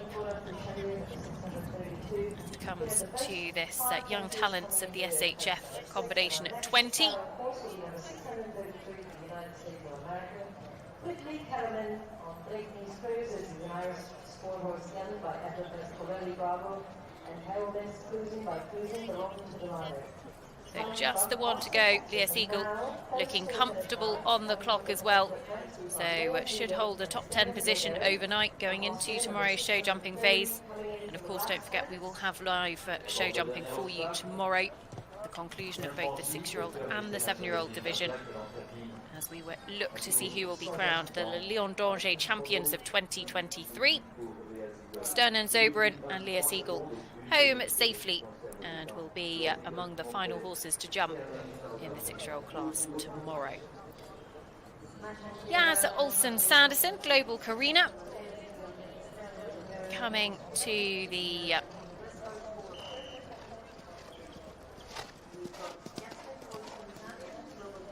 second of those waters, actually a little bit further on than I'd perhaps anticipated, because making light work of this track so far. 33.0. Yaz was really thrilled with this horse in the dressage. This mare by Canan, just a little bit big and weak and just lost a few marks, but very much all the ingredients there for the future. It's important to remember, isn't it? You know, horses all develop at different rates and speeds, and some take a little bit longer to fill out, some take a little bit longer to grow up and strengthen up, whereas others sort of much more quickly to develop. Here's Blakeney's Cruise, Quidley Kellerman, 17-year-old from the United States of America. Some achievement coming to your first Le Lion d'Angers as a junior. Blakeney's Cruise comes forward on 34.9. Quidley Kellerman, been based over in the UK for a good bit this summer. Actually, it's a horse that is by FSS Corelli Bravo, out of a mare called Kiva's Cruising, who is unsurprisingly by Cruising, the really prolific Irish sire.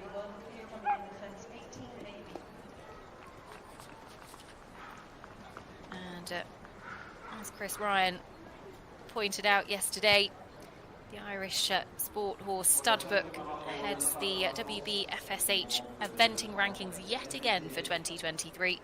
There's 29 years of published results. Ireland have topped the table for 24 of them. They are well known throughout the world for their production of young horses. And I'm sure plenty of the horses that we're seeing here this weekend perhaps came through the Go for Gold sale at Goresbridge, the Monarch sale as well. Plenty of opportunities to get your own Irish superstar. As Jazz Olsen Sanderson just coming to this final combination. Just holding Global Carina together. You saw just a little bit disunited in the canter, but actually Jazz just making sure she had all of the balance needed for the final combination. Jazz actually won an individual bronze medal here a couple of years ago in the 6-year-old division with Incello DHI. She's really, really talented jockey and actually rides this horse for her partner Hector Payne. And she comes on through the finish to complete and should be dot on the optimum time or a second or so inside. So, Jazz Olsen Sanderson, Global Carina 33.0 is their total score. And that is the score they will take forward to tomorrow's jumping phases. So, into the final 15 or so horses to go cross country in this 6-year-old division. And the first of those will be the man who actually won here 12 months ago, Thomas Carlyle and Amis Gay. Thomas actually topped the podium here with Golden de Belliard, a horse who is in a very strong position actually in the 7-year-old division this year.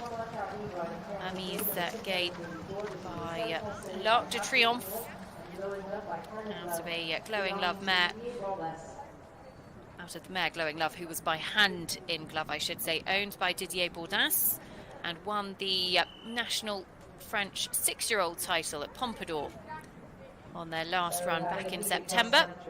Tom, who's had 4 titles here at Le Lion d'Angers and these Young Horse World Championships over the years, really enjoyed so much success at this venue. He knows it so well as well, because actually he was based here right next door for a good number of years on a score of 29.9.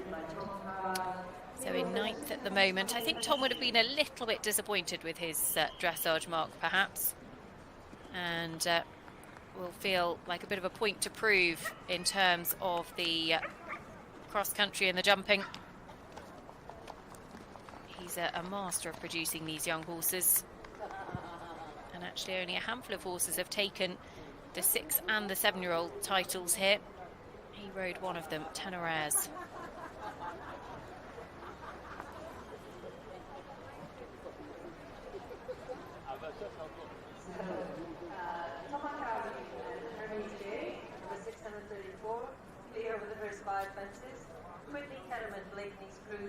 Tom, picture of concentration. It's actually brightened up a good bit here in Le Lion today. They've had a good bit of rain this week and the ground is actually holding up incredibly well, because it has not been straightforward at all. And Jean-Pierre Lamy is also out on course. Holef de Cholet would be clear through fence 18. As we go back to Thomas Carlyle and Amis Gay. Really scopy horse, and absolutely no problems at the Burley. Tom, I know, would dearly love to be back at one of the big 5 stars in the not too distant future. He's had a bit of bad luck with horse injury over the last couple of years, but he is a fierce competitor. As he jumped through the first water, absolutely no trouble at all.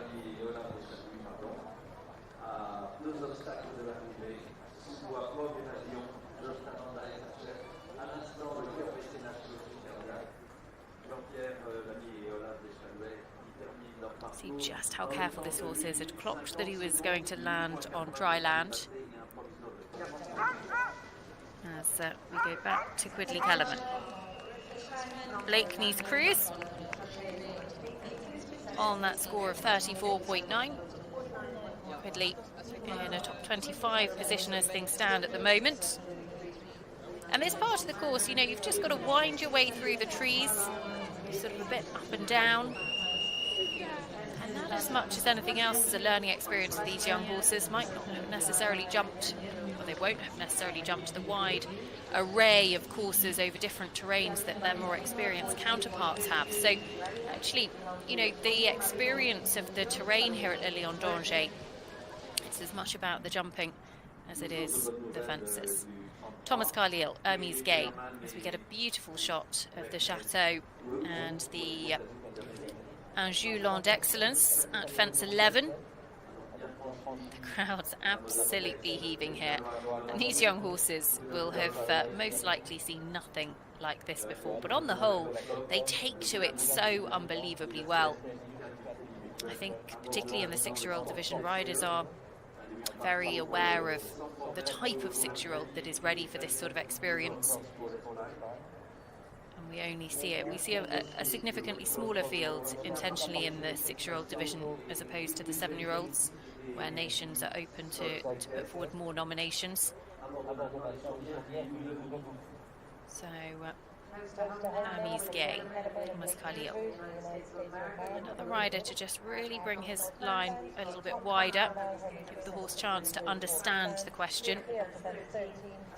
Hops through both elements there, gets the 3 strides to the corner very easily, actually finds that distance comes up for him very, very easily.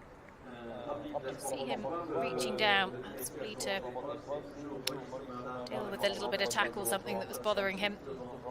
Doesn't look to be looking at it again. So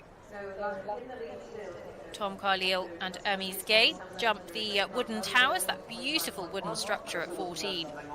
We'll actually see the 7-year-old division jump through one of the towers a little bit later on. As Tom comes to the second of these waters.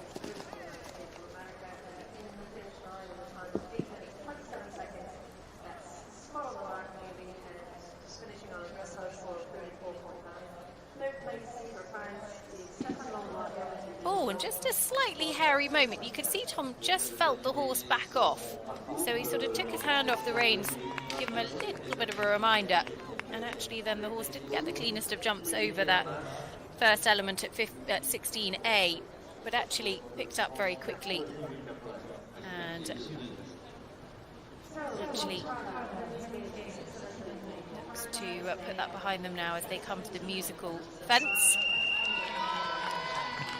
Through there, no problem at all. The music scene. As Tom Carlyle and Hermes Gay, they're sat on a score of 29.9. They're not quite within a poll of our leaders, Molly, Summerland and Mojo. 25.1. Molly, who led the dressage, guaranteed to be our leader going into the show jumping as well, given she was clear and inside the time cross country. But still could be in a very competitive position here. Let's take a look at this moment for them at the water. Just didn't quite get the stride that he wanted. The horse was just backing off. But actually, Tom gave him his head, and he was clever with his footwork as well.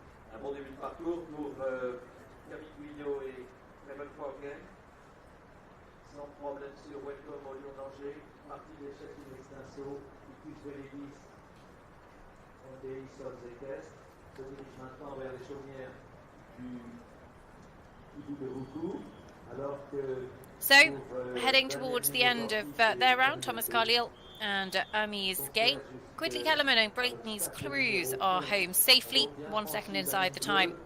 So they will go forward to tomorrow's jumping on 34.9.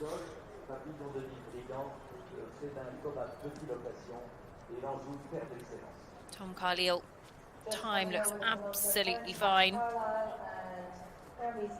Just has the final fence to go. Actually, you can see him just easing off slightly as he comes to the last, because bags of seconds spare on the clock as he comes back onto the racecourse proper. And 29.9 is his score. Will be the score that he takes forward to the jumping tomorrow. So Thomas Carlile, Hermes Gay are home safely, clear and inside the time. So if you're just tuning in, then it is Molly Summerland and Mojo who lead the way ahead of Izzy Taylor and Barrington Alice. The top two unchanged after cross country. Still have Kitty King, Cantango, who were third after dressage, to come forward. As our latest starter, Nabil LB and Daniel Munoz Ortiz, you could see he was very clearly going to take the long route there. He was not even looking at the corner as he jumped the second of those brush ditches, and quickly does it and is safely on his way. Next away, it is Jasper Peters and Rex Magnus for Belgium on a score of 29.2.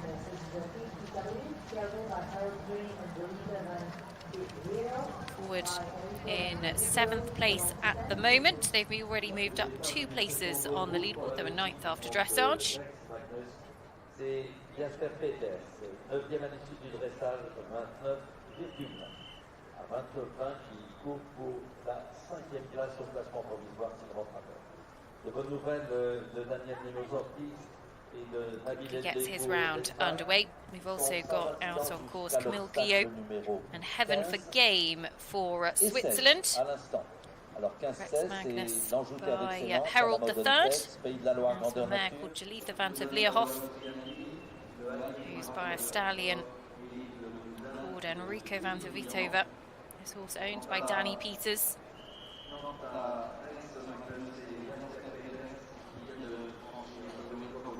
Certainly has set out very well on the cross country so far. Shows confidence as he jumps clear of Hibbo's Devaku cottages.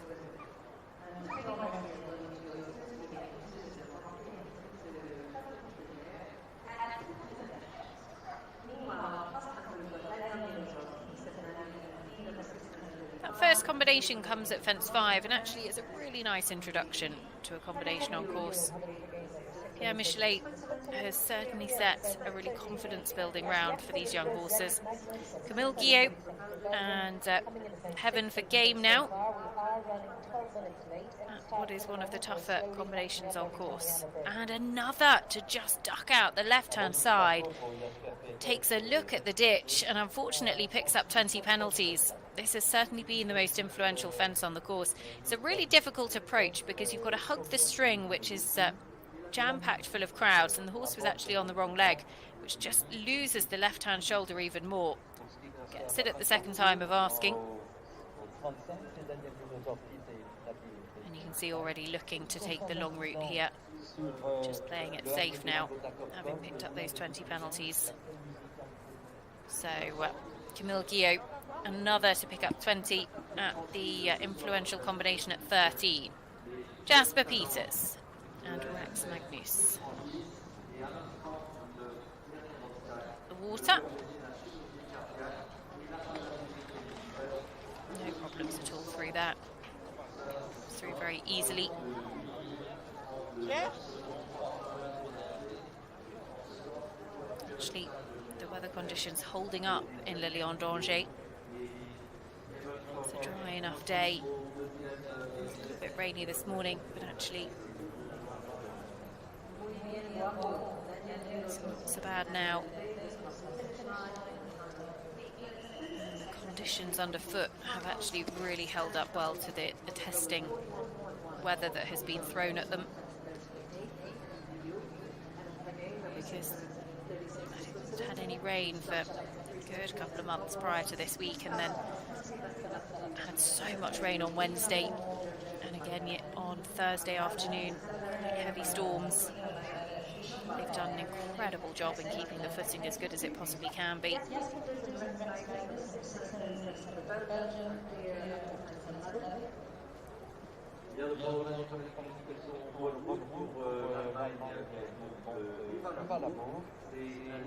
Daniel Munoz Ortiz is home with Nabil LB, 3.2 time, finishes the day on 41.1.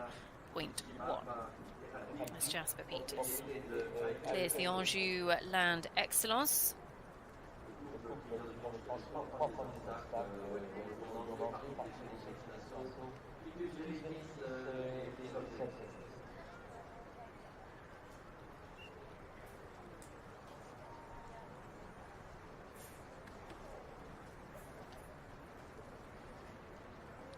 Just setting up for that table. Big blue square table just hidden from our sight now. The crowds have gathered round. Pays de la Grand Nature. Jasper another to actually just really set up for that fence.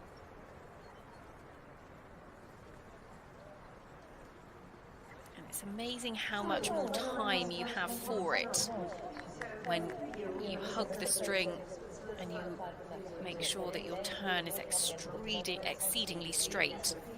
I've seen a few people do it very well, and not leaving anything to chance. Gio, heaven for game. Just a couple of fences left for them to go.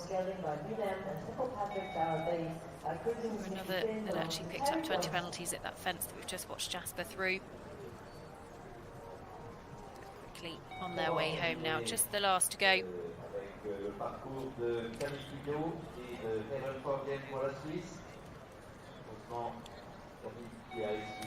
Nadine Marzal for Germany, Viva l'Amour, is also out on course, clear through fence 7.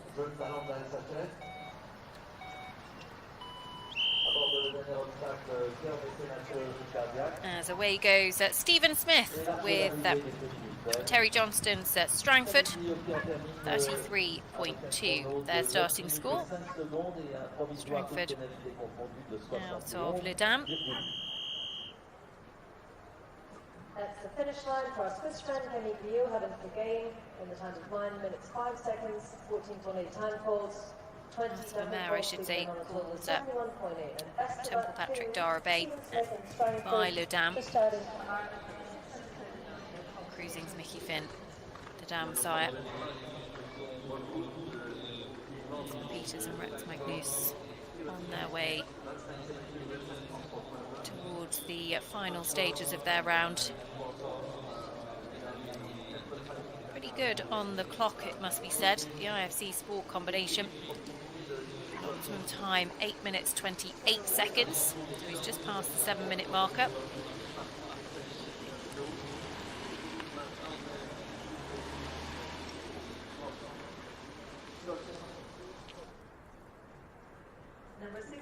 We saw him a few moments ago at the music scene. Saw a lovely shot there. Also a picture of concentration.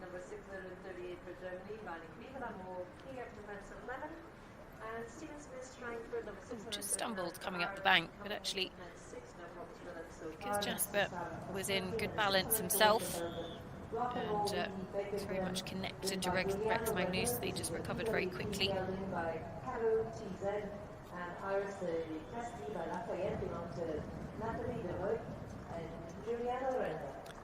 So 3 jumping efforts remaining. He's only just got 30 seconds or so on the clock.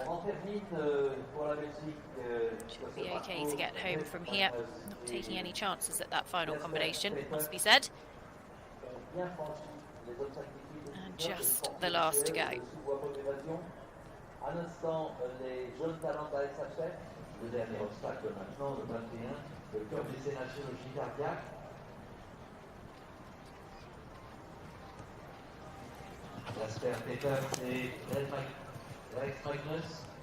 So he's going to be very, very close to the time. I think it's stopping exactly on the clock.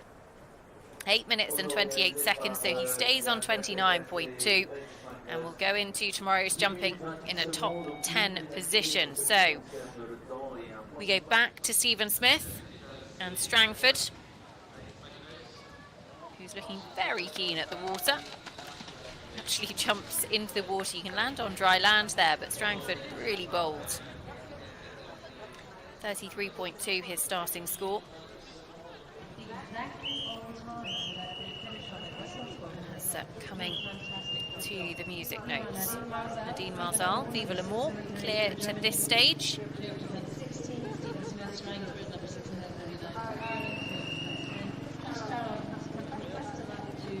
Really nicely done.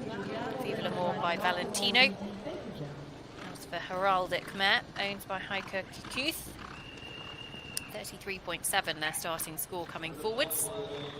Clear at the moment.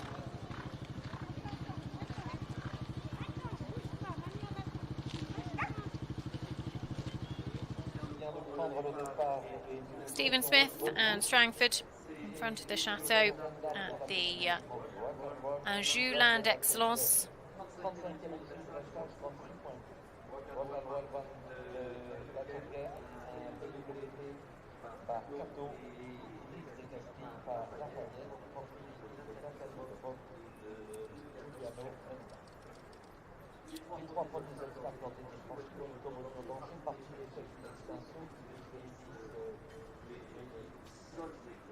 Let's go back to Nadine Marzal.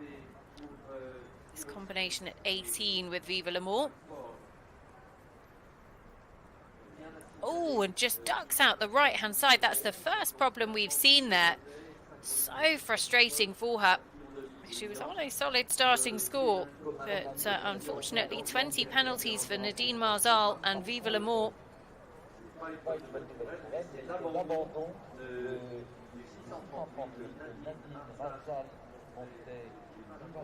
Stephen Smith working hard with Strangford through the combination at 13. It's a real chicane of turning questions in there. A test of accuracy and control, plus of course the obstacles themselves. Stephen did a good job. Strangford goes on now to the second of those waters up at the Milleval-Briand.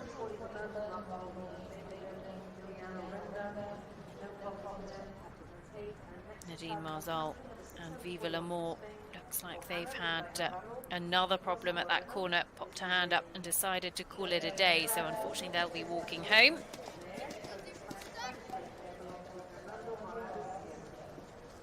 Stephen Smith, who represented Ireland at the Olympic Games in Los Angeles in 1984. Has been long one of the most competitive riders on the eventing Ireland circuit, and still riding as well as he ever has.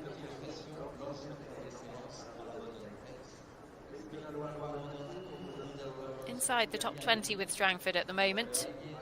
33.2 is his score. Moved up some 6 or so places on the leaderboard.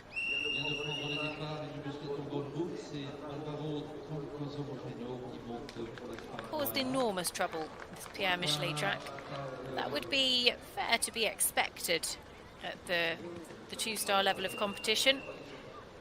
The time is usually pretty achievable, but it certainly has caused problems, and they've been spread pretty well throughout the course as well, even at fence 13, which has been by far the most influential at different parts of the combination also.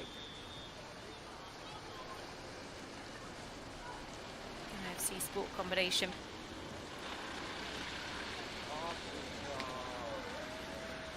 No problems for Stephen Smith.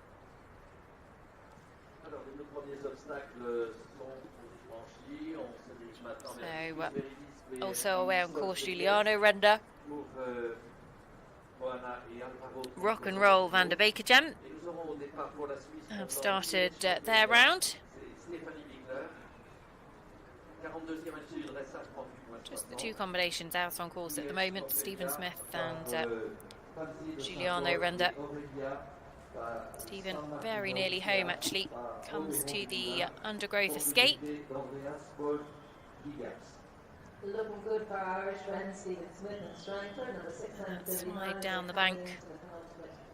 Thanks, Giuliano Renda and Rock and Roll Beanie Baker again, number 640 for Belgium. They're clear to fence 13 AB, and we've got Alvaro Troncoso Moreno, Eojana, number 641 for Spain. Clear with the first 5 fences. For this final question. 642 for Switzerland. Pops through there very neatly. So just the one to go. Stephen Smith looking pretty good on the clock. With Strangford, he just has the final heart fence left between him and the finish flags. As Giuliano Renda joined out on course by Alvaro Troncoso Moreno and Ohana. Stephen Smith going to possibly sneak 0.4 of a time penalty with Strangford 33.6 is his provisional score.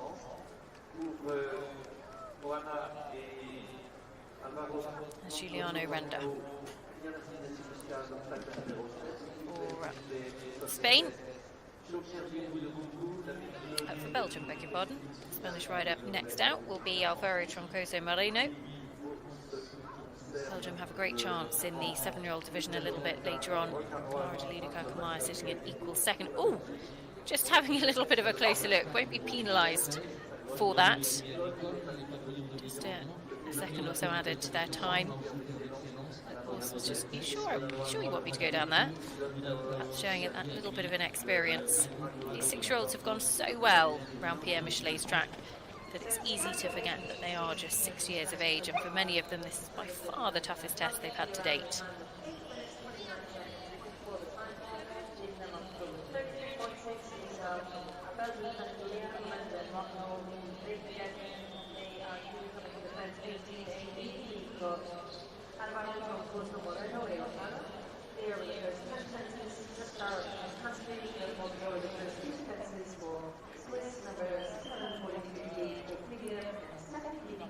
So, Stephanie Bigler and DH Ophelia are our latest starters for Switzerland.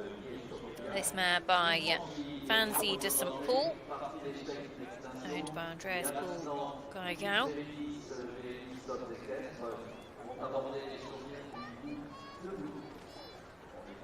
It's forward, as I say, on 38.6. Molly Summerland, our leader after dressage, clear and inside the time cross country, so will retain her lead going into tomorrow's show, jumping ahead of Izzy Taylor, who also jumped clear and inside the time.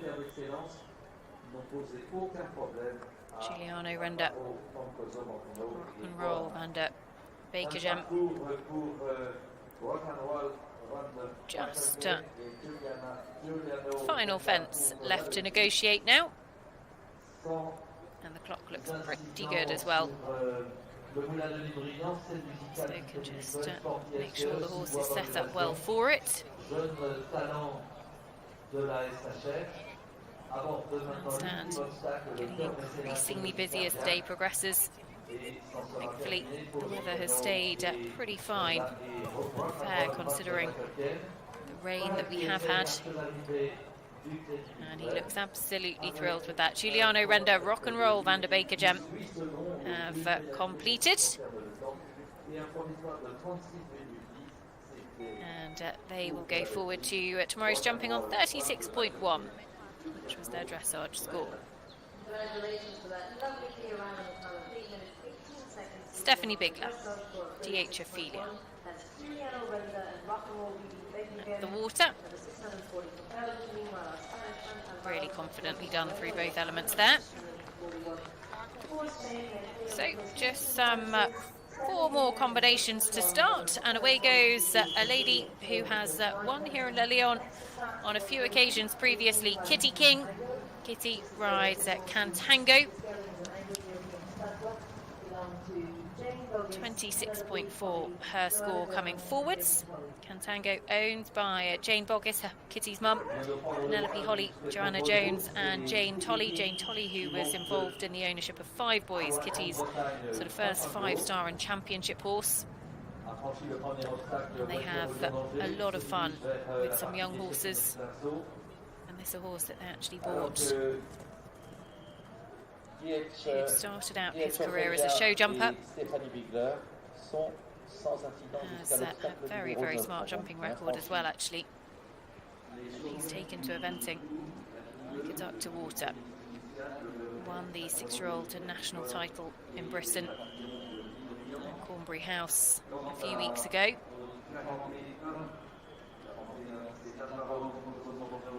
Kitty absolutely loves bringing her young horses to Les Lions d'Angers. Really feels that this horse has all of the ingredients to head on up the levels. 26.4. So in the individual bronze medal position. 27.7, Stéphane Landois currently sitting in third. So Kitty could afford to be a couple of seconds over the time and hold her position, but nothing more than that. And knowing Kitty, she'll want to be putting the pressure on those two other British ladies ahead of her.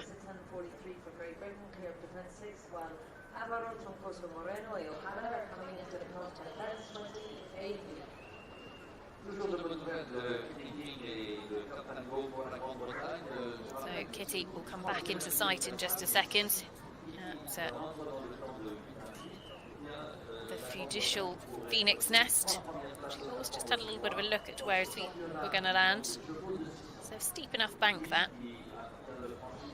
Cantango pops through there very nicely. Kitty, who was the first rider for Team GB to represent her country at pony, junior, young rider and senior level. Has medals actually from all of those, I think.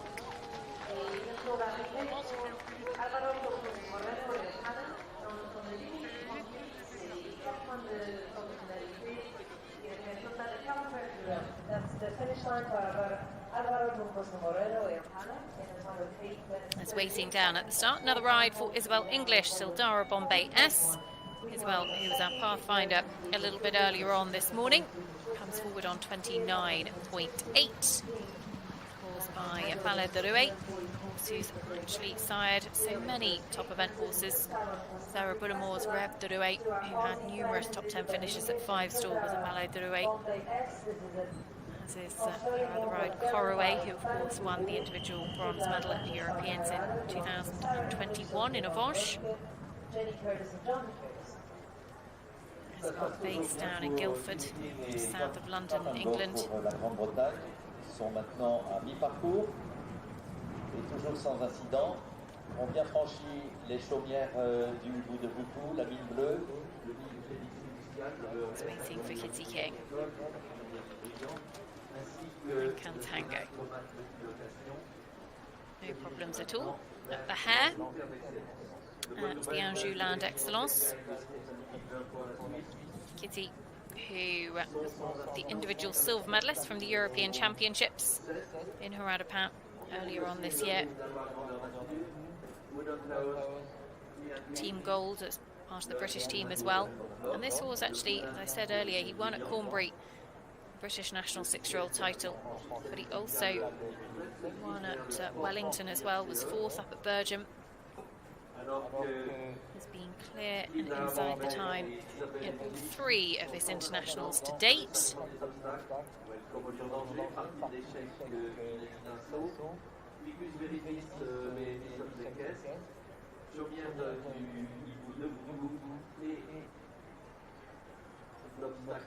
Really confident at the first part of that combination. And very nicely done.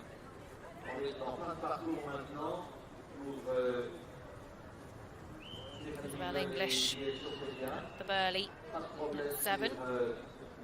Saved that very nicely.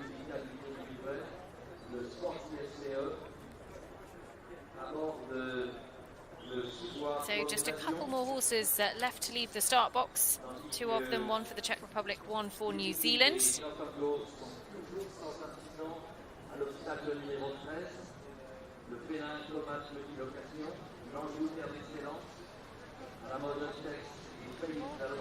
Isabelle confidently clear of the first water.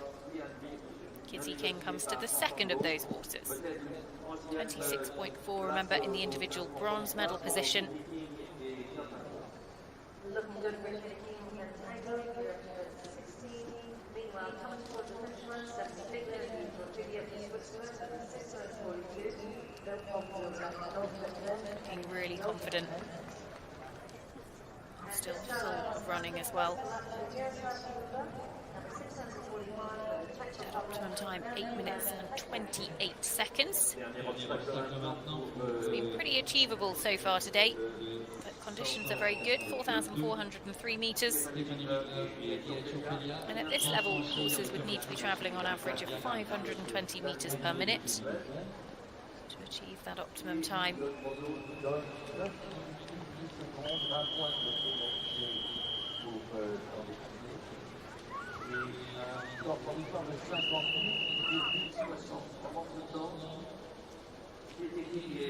Kitty and Cantango. This combination at 80. Pops through there very nicely. Minute and 30 to get home. Isabelle English, meanwhile, and Sildara Bombay S. So that was a finish line for second there from Switzerland on number 6. Middle part of their round, just approaching the Huntex Fashion at 12. Meanwhile, Kitty King is strolling around the horse and Cantango number 643 coming to the penultimate fence, 28B.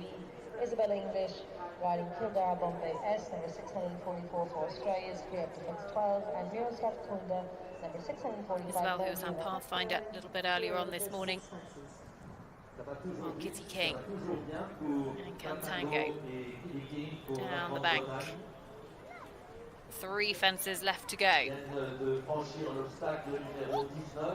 40 seconds on the clock. Don't want to take any chances at this last combination. Cantango looking pretty keen. Pops through there very easily.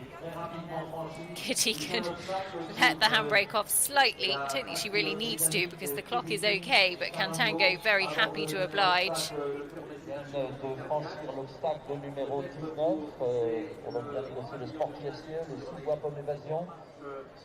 Isabelle English, really nicely done at that corner. She takes the flag but was easily clear of it. And Kitty King comes home inside the time, so completes the day on 26.4. The top 3 remaining unchanged here. It is a Britain 1, 2, 3 on the leaderboard.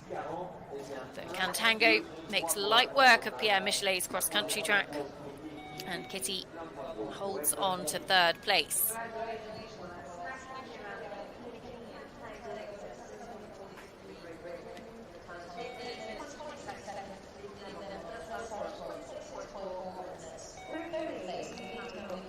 Isabelle English, Sildara Bombay S. Nicely through that combination as we go on now to the final combination of this 6-year-old division. Amanda Goldsbury with Cooley on Ice. This is a horse that is owned by Amanda alongside Cooley Farm. Ice is 0Z. There's a mare called Derwies who was actually by Diamond to Semili. Sire of great horses such as Toledo de Casa. 27.6, so a fast clear here. Could see Amanda Goldsbury hold on to 4th place on the leaderboard. Amanda just picking the best of the possible ground, actually. Up the bank to 3.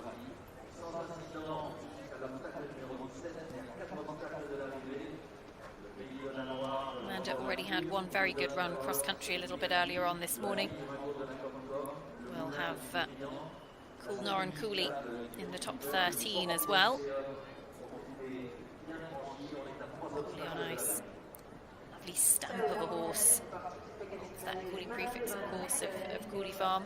Richard and Georgina Sheen's set up in Wicklow in Ireland, where they source and produce fantastic young horses. They have an incredible operation. And Cooley horses all over the world have gone on to do brilliant things.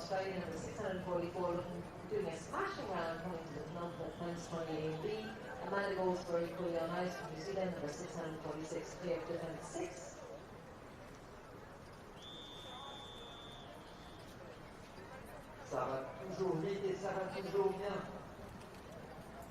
Isabelle English. Sildara Bombay S very nearly home. And again, another very good ride for Isabelle, because I had a good spin earlier on with Elsian Fields Prado, who was clearing just a handful of time penalties.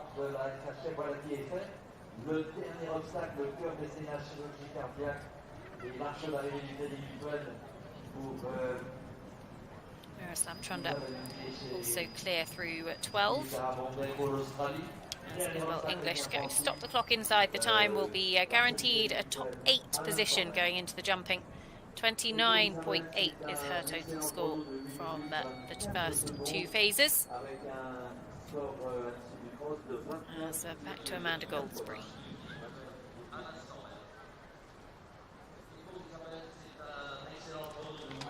Careful balls this.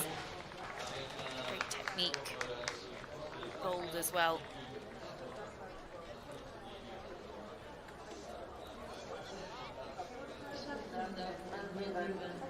As Miroslav Trunda, Melview Van Rechteren on that score of 33.9. Clear of the music scene at 17, and actually not hanging around at all through the woods there.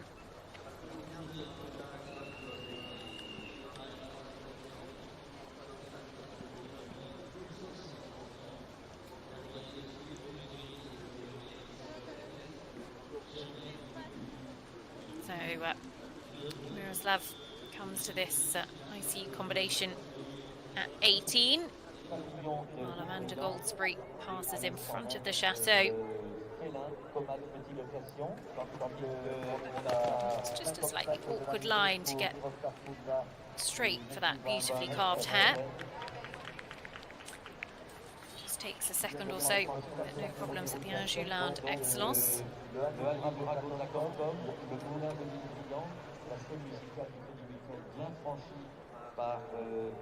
27.6, remember her score. Would go 4th on the leaderboard, just out of the medals at the moment, but within a rail of our leaders, Molly Summerland and Mojo.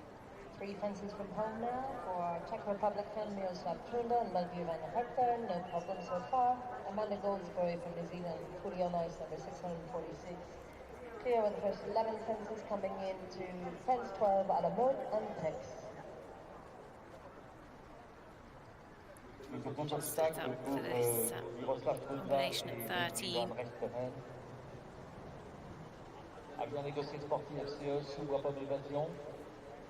Et à l'instant, jeune talent de la FHF, l'obstacle numéro 20, se dirige vers le dernier obstacle. And clever with his footwork as well over that corner. He's just found the distance came up a little bit too easily.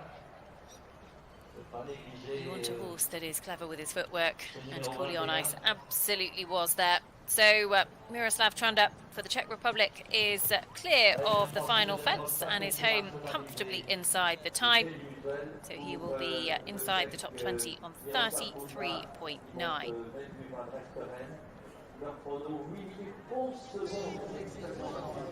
So Amanda Goldsbury, the last to go in this 6-year-old division, out on course.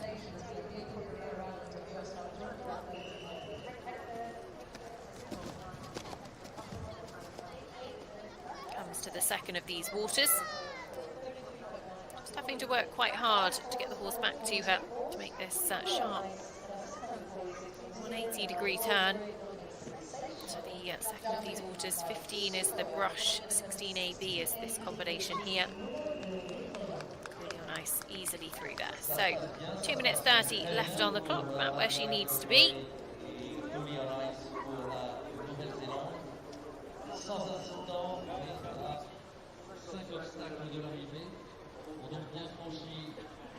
Music scene at 17, extraordinarily detailed. Through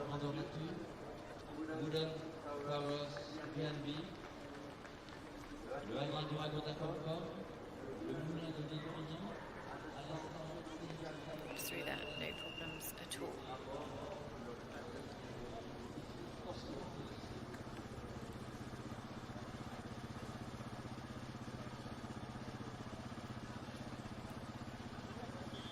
Amanda Goldsbury, Cooley on Ice.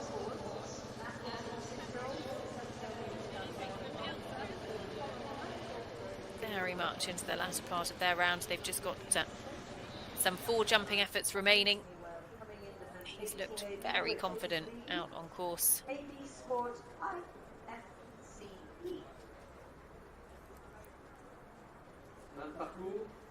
Amanda saw a good distance there. Let the horse move up to that skinny element and jumped it very cleanly. So, if you are just tuning in, then delighted to have you with us. We've still got all of the 7-year-old division cross country to bring you the first horse due out on course in a little over 15 minutes. There'll just be a short break once Amanda Goldsbury and Cooley on Ice are home safely. Kevin McNabb will be our pathfinder in the 3-star 7-year-old class. 40 seconds on the clock for Amanda Goldsbury, Cooley on Ice. She should be fine to get home from here. She won't have a huge amount in spare, but clear through the final combination and now can open up towards home. Just the final fence left to go. The heart at fence number 20. Comes round to set up. Pops it very nicely and is going to stop the clock just 3 seconds or so inside the time. So we'll be guaranteed 4th overnight, 27.6. What an exciting day we have enjoyed so far here in Le Lion d'Angers. Just the final horse home and sneaking into the top 4. That's a cracking clear round for this lovely Kiwi girl, Amanda Goldsbury. The top 3 remain unchanged. After the first phase, Molly Summerland and Mojo lead the way, still 25.1. Ahead of Izzy Taylor Barrington, Alice 26.1 in second, Kitty King Cantango 26.4 in third. Joanna Mahler was 4th after dressage, unfortunately didn't complete the cross country, so that moves Amanda Goldsbury up into 4th. And this is how things look a little bit further on down the leaderboard. It is going to be unbelievably close going into the show jumping, because every single pole will have a massive impact on that leaderboard. 2 for Amanda Goldsbury inside the top 13, and Rafael Mamprin Lozano, Born to Run, were very good cross country, sitting in 24th overnight. So a little bit further on still, and Aki Kahapa, actually one of the fastest rounds of the day. Jean-Pierre Lamy, Mauritius, 49.1 the score. He'll take forward to the jumping tomorrow. And a little bit further on, Alvaro Blanco Trabacentanera, Christina Krakowska will be a couple of the first that we see jump tomorrow. The reverse order show jumping, as we look to see who will be crowned 6-year-old young horse world champions. This lady is in the driving seat, Molly Summerland and Mojo, but we've enjoyed a brilliant morning of cross-country action. And we do hope that you will stick with us after the break, because we will be joining the 7-year-old division coming forward. Kevin McNabb, our pathfinder with Faro Imp, due out on course at 1 o'clock local time. So that is 20 minutes time exactly. So go and get a cup of tea, a bite of lunch, whatever you fancy, and we'll see you back here for what is going to be a pulsating afternoon of 7-year-old country.